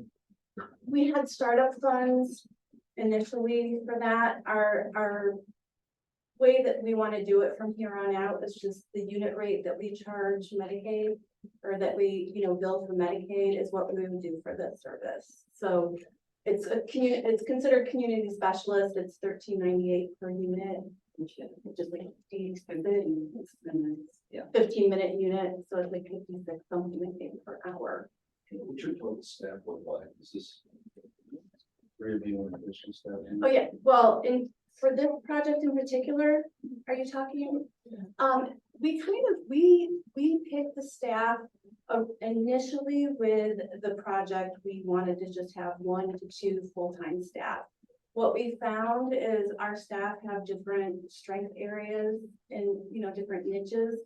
So we really try and place our part-time staff wherever they fit best with the family, because families are different, individuals are different.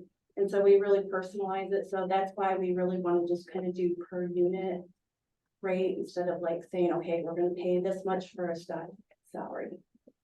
To be clear, these are way more than 25 people. That's the program we're funding. They have a We support probably close to 300 now across between here and across Missouri. So how do people, like, I'm a parent and my kid is in school, how do I get connected to you? We've done a lot of outreach with the schools, community outreach, gives, referrals. And so I'm sure that will continue to grow, especially with the school year starting. Our referrals are already starting to uptick quite a lot. And that's really where we try and kind of target those times. There's a lot coming up on our schedule in terms of parent nights, things like that. That's what we get a lot of our referrals just from showing up at parent nights, getting asked to speak for the alternatives to guardianship, kind of leads into those other conversations. And so these programs specifically for people who do not have Medicaid. There are other programs, they get referred. Right, so we do the exact same type of services for people who have Medicaid and a waiver. So basically this funding is just for people who don't have access to that, especially in that school age where they're maybe not eligible for Medicaid yet. They have gotten into the system, so to speak. And so that's really what we're trying to focus on for this project. And this is, your transition services are strictly like around that, what, indicator 13? Indicator 13. That's how we originally, kind of tried to do it in collaboration with the schools, which that works out well. But what we're finding is, and I'm sure you guys have had that discussion too, transition is a lot of different things. Transition from early childhood to elementary school and so on up the ladder. And so, but within that school system, that IEP or the 504 plan is kind of the center of everything. And if the family and the student, when they're old enough to be able to be more involved, have more input and more of an understanding, we're finding that there's much better outcomes after that. And do you share that data with DESE to show how the transition outcomes? Because usually it's lots of back. I'm sorry. The transition data, for the indicator 13, do you share that information? Well, we just started this year, so we don't really have like hard numbers on the indicator 13 piece stuff. So you said you were in across the state? Mm-hmm. So what counties are you in?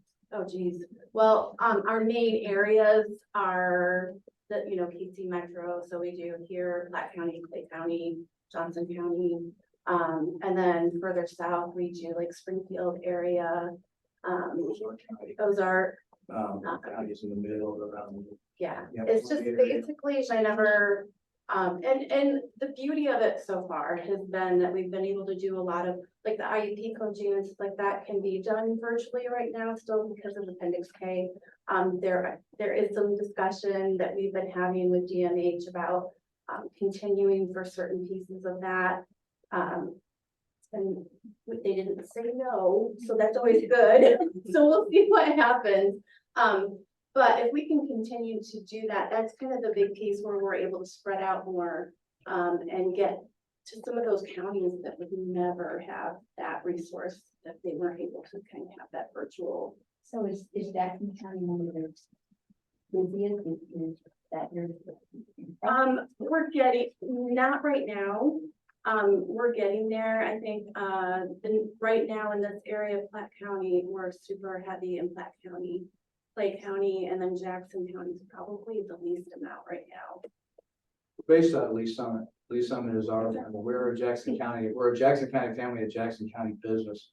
And it's been a little bit of it's been a conundrum as to, why, Is it because of the school districts or? We've because of- been able to get into the school district. It's taken some time, but I think a lot of it is just, we're new, the service is new. It's something that people have not done before or provided before. And so once people have an understanding of what it is that we do and the impact that it can make, then like with Platte County, it just blew up. And so I think once that starts happening and we can almost, we were at the Midwest Ability Summit this past weekend and we had somebody actually like drag their friend in that we had been helping this mom and she dragged another mom in. It's like, you've got to sign up for this.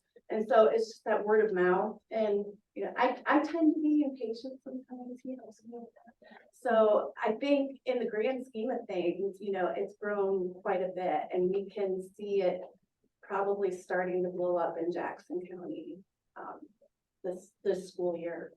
we managed to break some barriers down with the school IEP coaching in schools has always been a bit of there's this wall. They're afraid of us. They think that, well, we're coming in there to tell them what to do and vice versa. And we've really taken a different approach in a very collaborative way with the schools in that, hey, we want to help the families not tear up what you guys are trying to build versus, and while at the same time, not let the schools tear up what the families are trying to build. You got to kind of make those things kind of have to go together. And we've been very well received as we've been working our way through this. And we found that window through our guardianship project. Yeah. We're able to get in there and we're going to the regional training centers. We're going to be actually talking to the different ones. We've got Kansas City, I think, coming up in October. Yeah. And then we'll be doing Cape Girardeau, all these other here, all 9 of them, hopefully at some point over the next 2 years. But getting in there is a big piece of it. Once you can break down that barrier, boy, it really does kind of start to snowball on you. Yeah, Jackson County, this is why we're here. Jackson County is our home, so we really want to be a big force here, but there's a lot of services. Yeah, it's very, Jackson County is different because it's very, very full of a lot of options. And so, So we would have support coordinators making referrals to the Medicaid program, and that's probably what they're wanting to increase. This program is specifically for people who don't have Medicaid, and we didn't know if there would be 50 people that needed it. And right away, there were 25, so was the recommendation to go ahead and serve another 25 people who don't have Medicaid. And they're all in Jackson County. All in Yeah. Jackson County. Oh, yeah, and this we is Jackson check County. with Juanita, we turn in the names. A lot of times, community outreach will give us the names and then they'll also copy Juanita on an email to make sure they're eligible. And then we take it from there. Juanita is our staff person who determines eligibility, so if anyone bills us, she makes sure that the person is qualified to get our funding. You're 25. Is the $56,000 a lump sum? It's startup, right? So we're doing a 12? Yeah, well, a 6. We Right. gave them half, and so we paid Right. a 6 for 6 months. Right.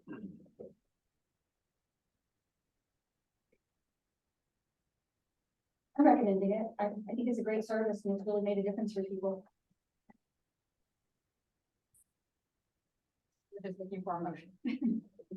I'll make a motion that we authorize, the second 6 months of funding for home resources in the amount of $56,514 to accommodate additional referrals to their program.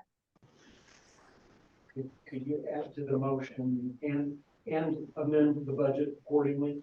Oh, and amend the budget accordingly. I think that.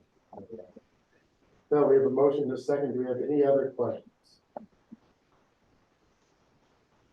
All right, hearing none, we'll call the question. All those in favor say aye. Aye. Opposed? Congratulations. Thank you. And Jennifer told me to, when you say their name, it's Hyun, you swallow the L. Hyun. Yes. Say it how you want. Yeah. We go to some of these fairs and they walk up to our booths and it's really big, it's black and gold, true black and gold, but they immediately say, well, we already have human resources.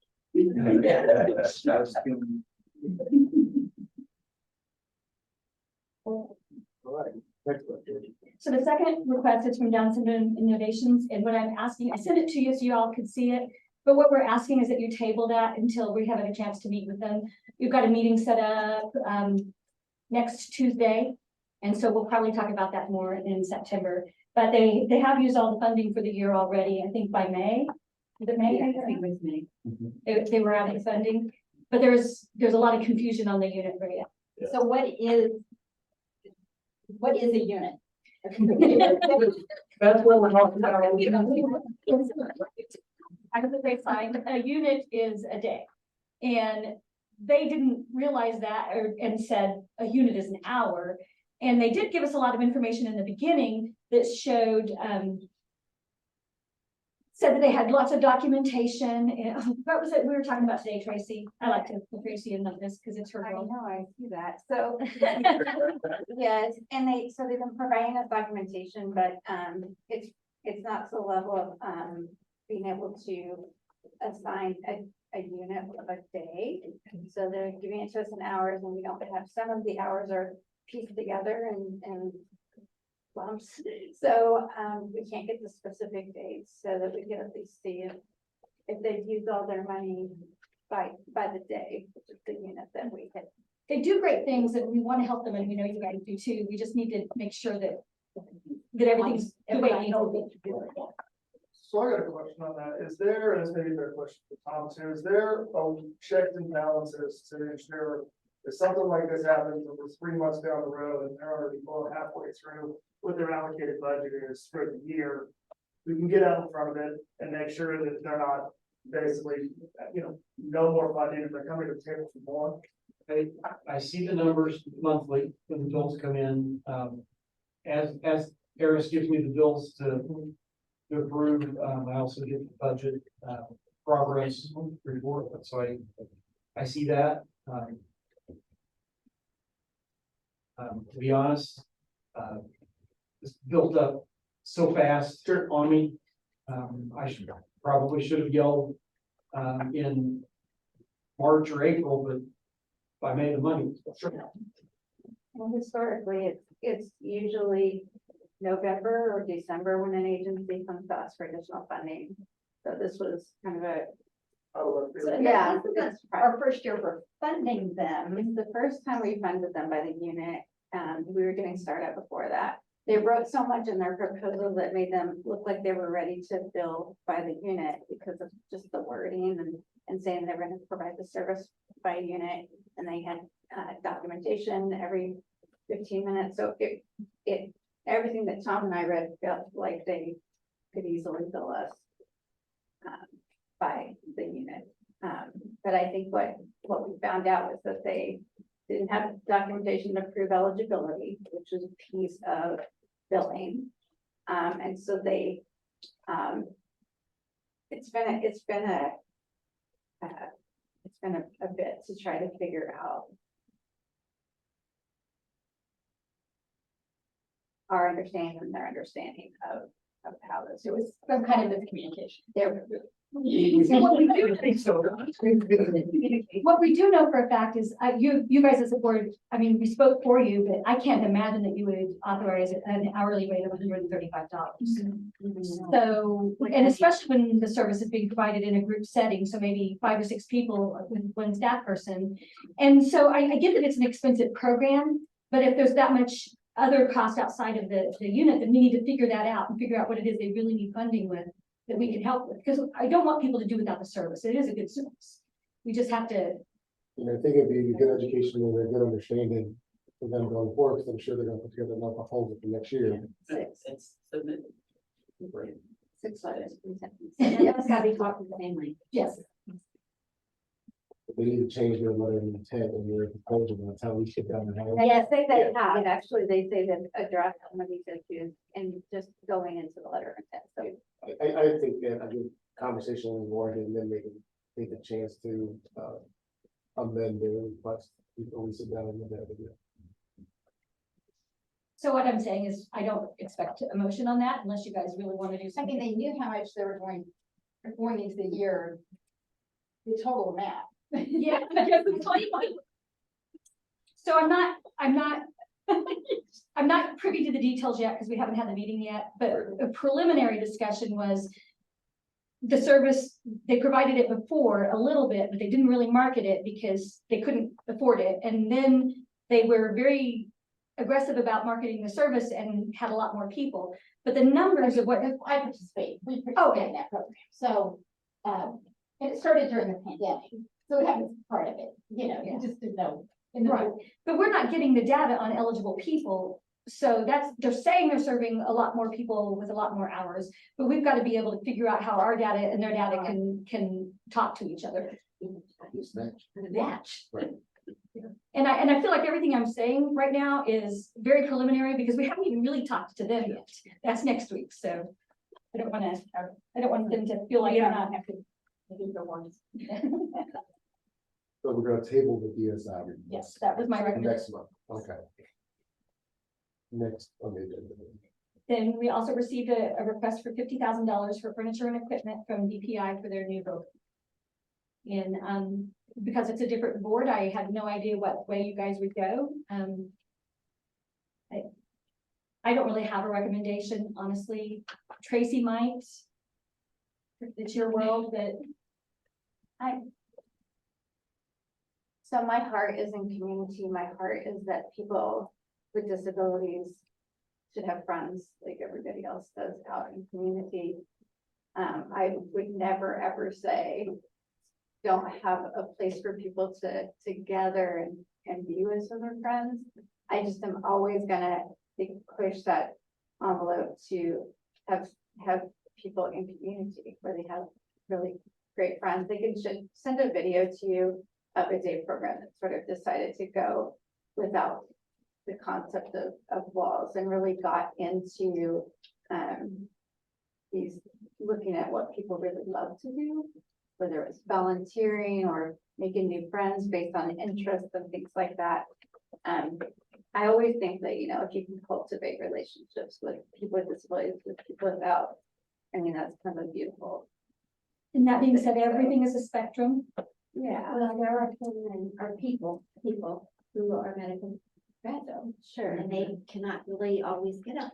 I absolutely 100% I understand that. So I'm kind of on the fence too, because I know that they serve a lot of people in that capacity, in that situation.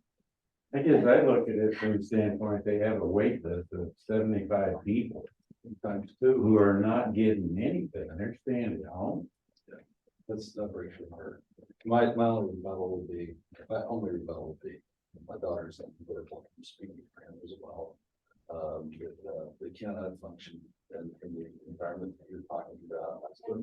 And it's just, it's part of what we deal with. And it's just, my heart goes out to the folks in those state programs. That's just part of it. So I get where you're coming from. Yeah. And But there's a lot of, Beth can't do, she has no skills at all, which breaks my heart. And she functions like a 2-year-old, she's 41 years old. You've seen her. to the dog, that it's, we have to be sensitive to that portion of our population as well. And that's, and I'll recuse myself for any other comments. No, That's, No, and I'm right there with you, because then they're in the same boat, but. You know, and I pushed DPI to get out in the community. And there was a 2-year span where they did. And now they're starting to do it again. So take them bowling, take them to the movies, do something. Right. Go my shopping. daughter can't bowl. She can't, she doesn't care about it. It's in your, Katie Mae's very similar in France. So you have to deal with that, and you just point out the spectrum, and unfortunately. Right. This We're was, getting- it was for furniture and what else we had. Yeah, furniture and equipment to, The thing that was really helpful with it too is they kind of outlined, whenever I first read it, I thought furniture and equipment, like, what kind of furniture? As long as it's, you know, to help better serve people, just, but then they provided a little bit of background, whether it be hospital style recliners, kind of modified furniture, desks for, you know, century wall art, things that are not just chairs and tables that we're sitting in here with a coffee room. Oh, this is actually to help them. Yeah, To help them make them meaningful, and help them. Right. Help them be comfortable. Right. I.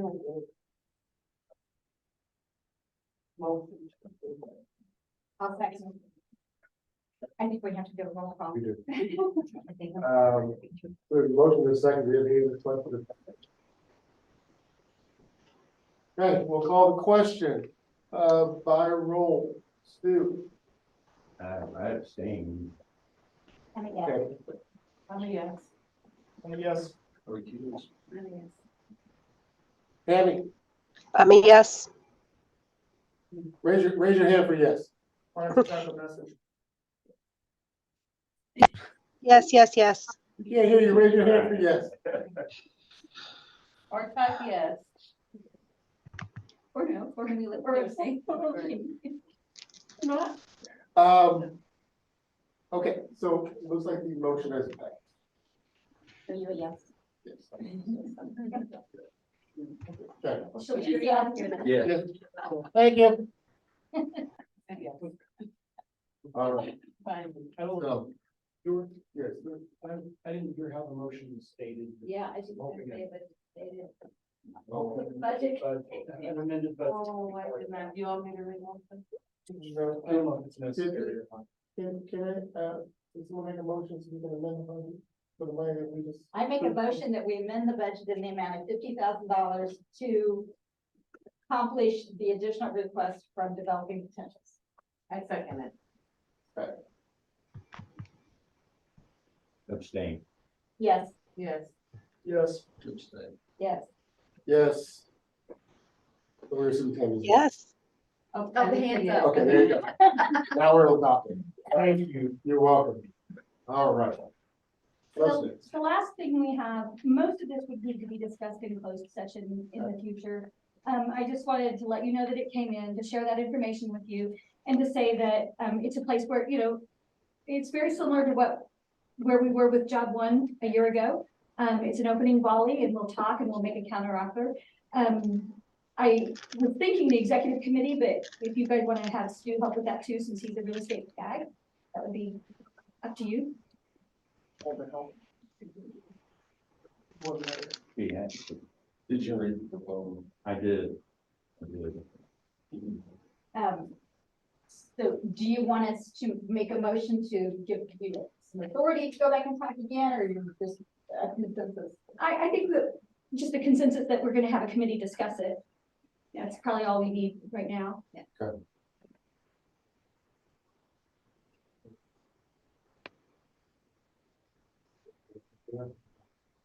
Wait.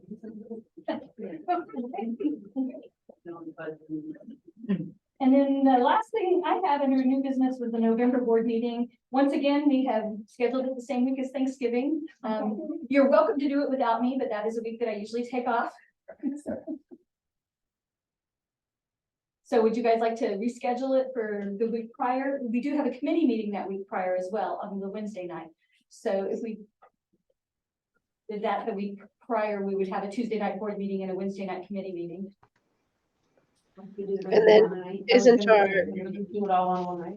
This is the marathon session. Oh my gosh, that would be a long night for you guys if you, Do we? So we'll be heading into the budget, right? Which we would need to approve, receive and then approve when. Normally, there's a special board meeting or maybe December. Somebody's fifth right now. the other thing we could do is push it back a week to the 28th.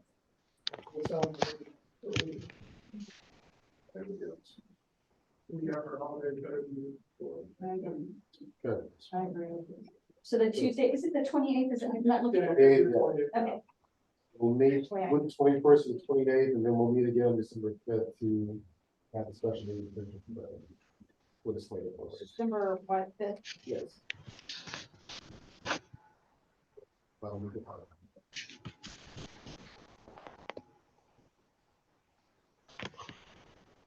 last year you guys finished up early and we didn't have the December meeting at all. So yeah, I have been warning providers that that might happen. So come to all the meetings.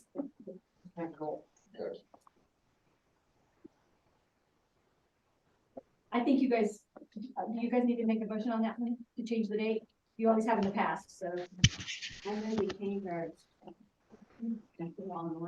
Yes. December meeting to be the 28th. And have a meeting December 5th.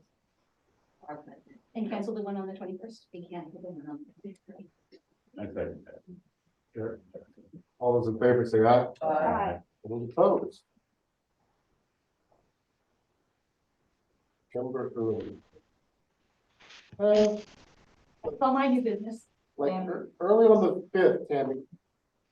Which we typically meet a little early, but there you go. 2 weeks.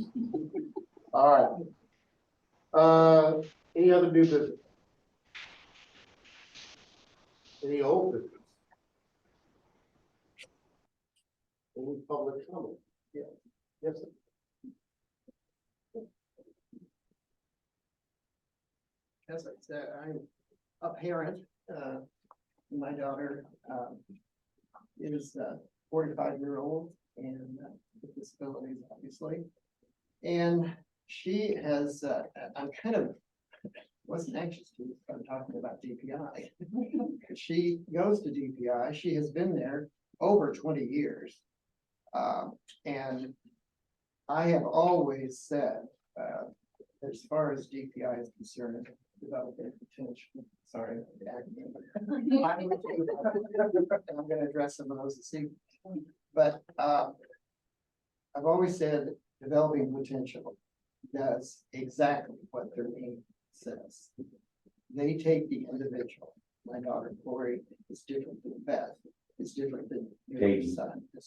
And I firmly believe that DPI individualizes their assessment. Always felt that way.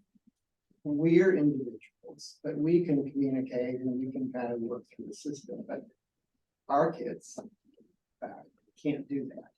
And so I definitely support DPI and what they do. And I'm going to talk about the transportation. So I kind of feel like I'm preaching to the choir here. And I felt that way when I came in, but I even more feel that way now. The first thing I want to address, two things I want to address, I will get to, but I want also as far as ETOS is concerned, tell you how much I appreciate where you have gone to the training sessions without fees. That has made life much easier for us. And I think that's a very generous thing that you've done. And in addition to that, or related to that, is Rita Trotter. She is amazing. She is very professional. She is always on track. We've dealt with her not just a year or so, it's been years. And that young lady does a good job. She represents you well. So Corey, the daughter's name is Corey. So she receives a lot of services. She is very fortunate, but we have worked very hard to get those. It's the parents can appreciate it. So over her lifetime, she's accumulated a lot of very generous services, but she deserves them because she needs all the help she can get. the two things that I wanted to get to tonight is probably the lesser issue, but it's important to me. We are on a self-directed service program. I don't know if any of the rest of you are involved with that or have any idea what that means. The self-directed service is where the family or a designated individual acts on behalf of your child. And we went through the agency's routine and so forth, and did that for several years.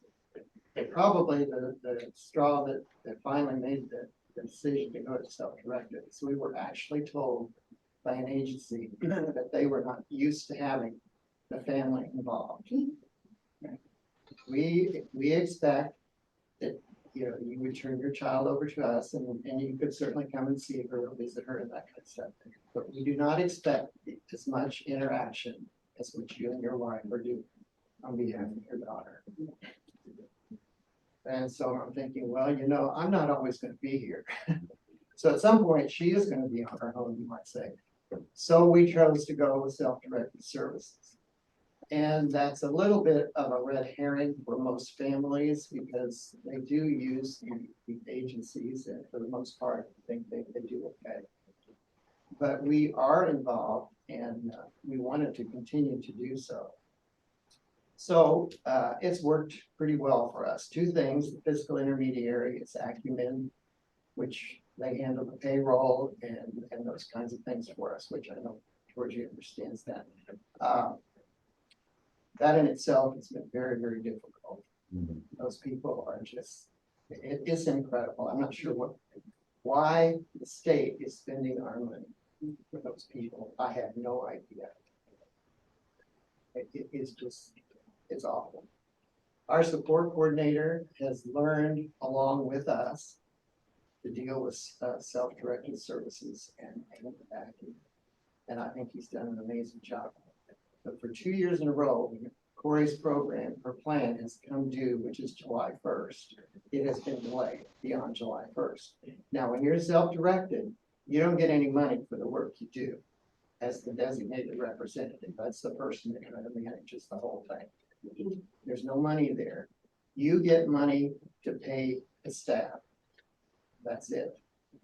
You're not an agency, so you don't get, you know, a lot of office money and you don't get payroll for management, administration, or any of that kind of stuff. So strictly your employees.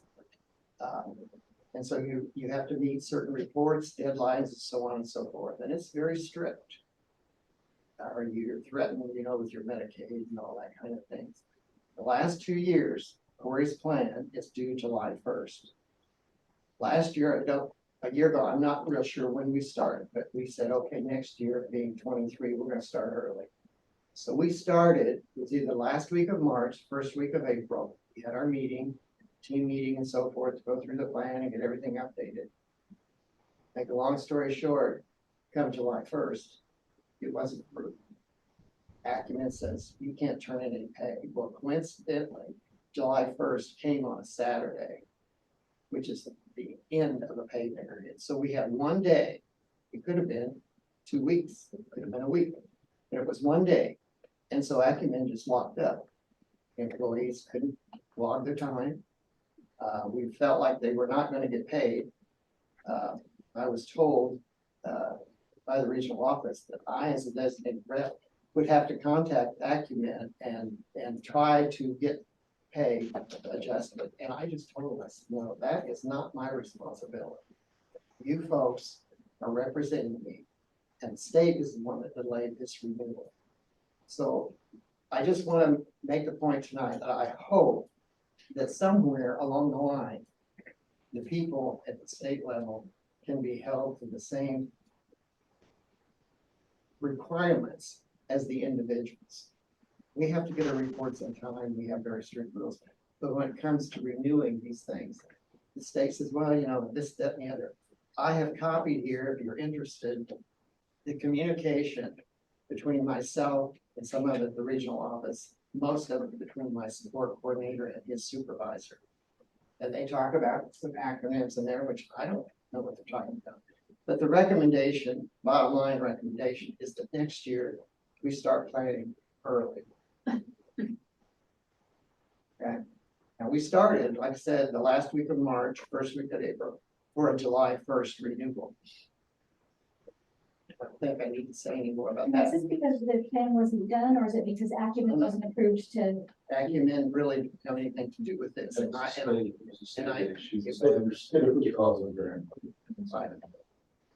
Legislative sure. issue, it is, legislative issue, not a. exactly, it is. In some states, the fiscal intermediary is a waiver service that a family can choose. And I really feel like if some families, there's some advocacy, because we've all suggested it. We've all suggested it. Well, I keep hearing that when I communicate with the Kansas City Regional Office, they say the same thing. You know, everybody's aware of it, you know, we're communicating with Jeff City. But I think one of the important things with them, Bob, just, what you're saying is, it would have been nice to give them advance notice. We find out on, we went through exactly the same thing, find out on Friday or Saturday, because there was no time. We didn't get it, I think it's 3 or 4 weeks, was it approximately? Yeah. 3 or 4 weeks. so he's self-directed as well. I didn't realize that. Good. But it was unfortunate, so you had 3 or 4 weeks. That there's no way that many employees take care of your child. Mhm.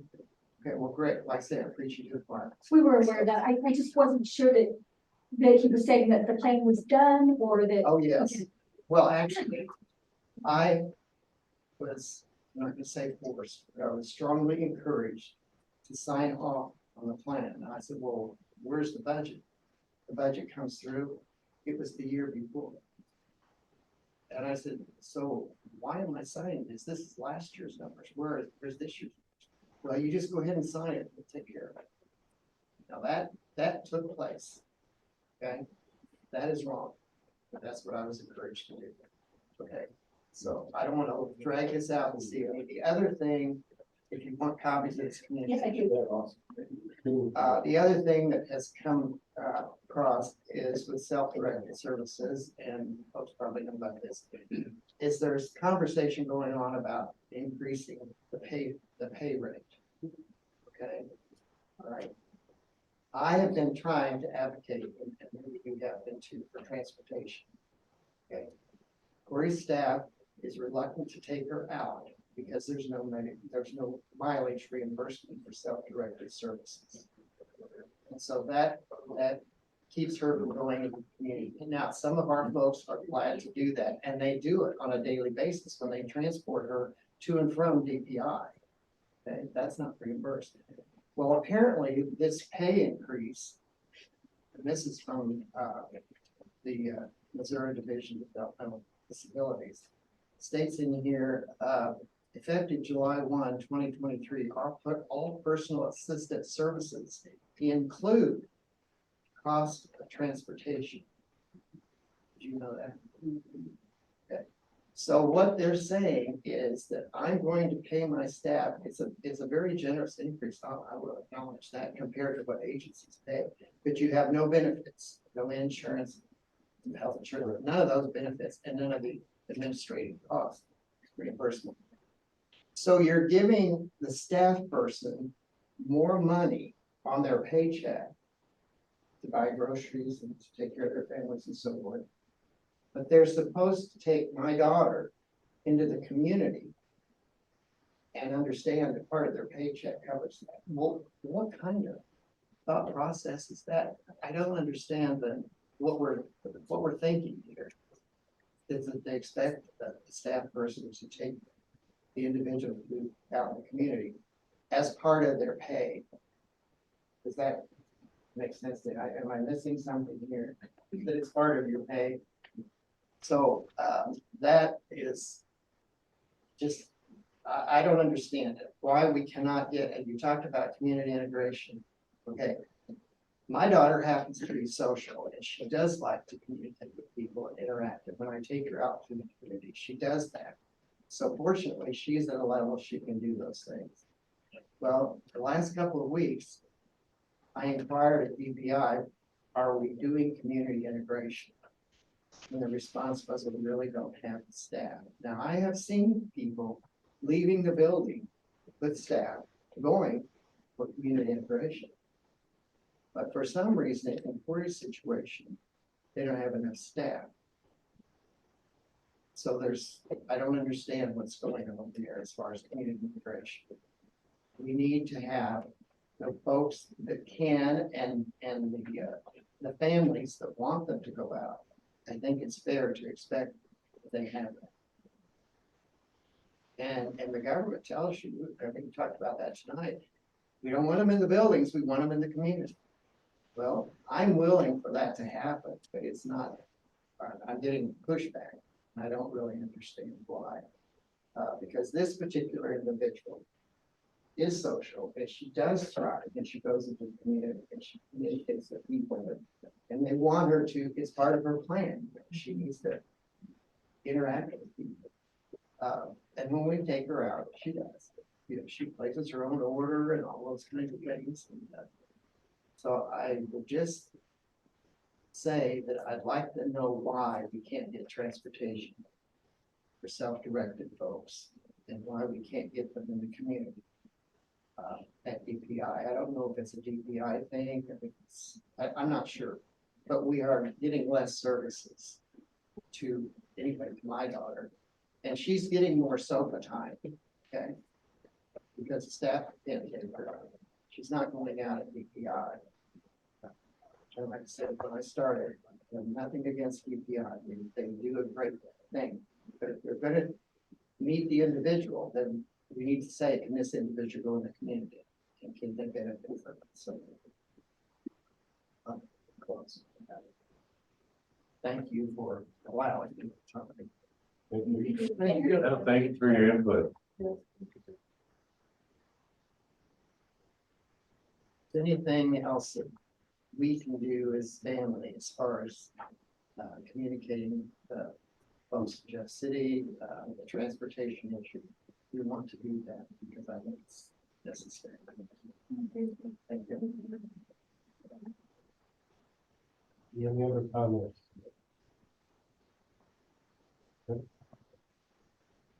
Hearing none, may I have a motion to adjourn?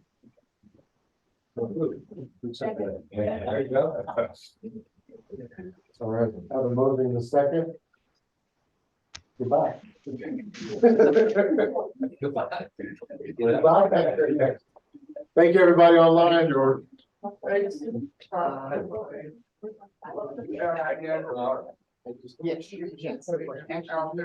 George, so that everybody knows,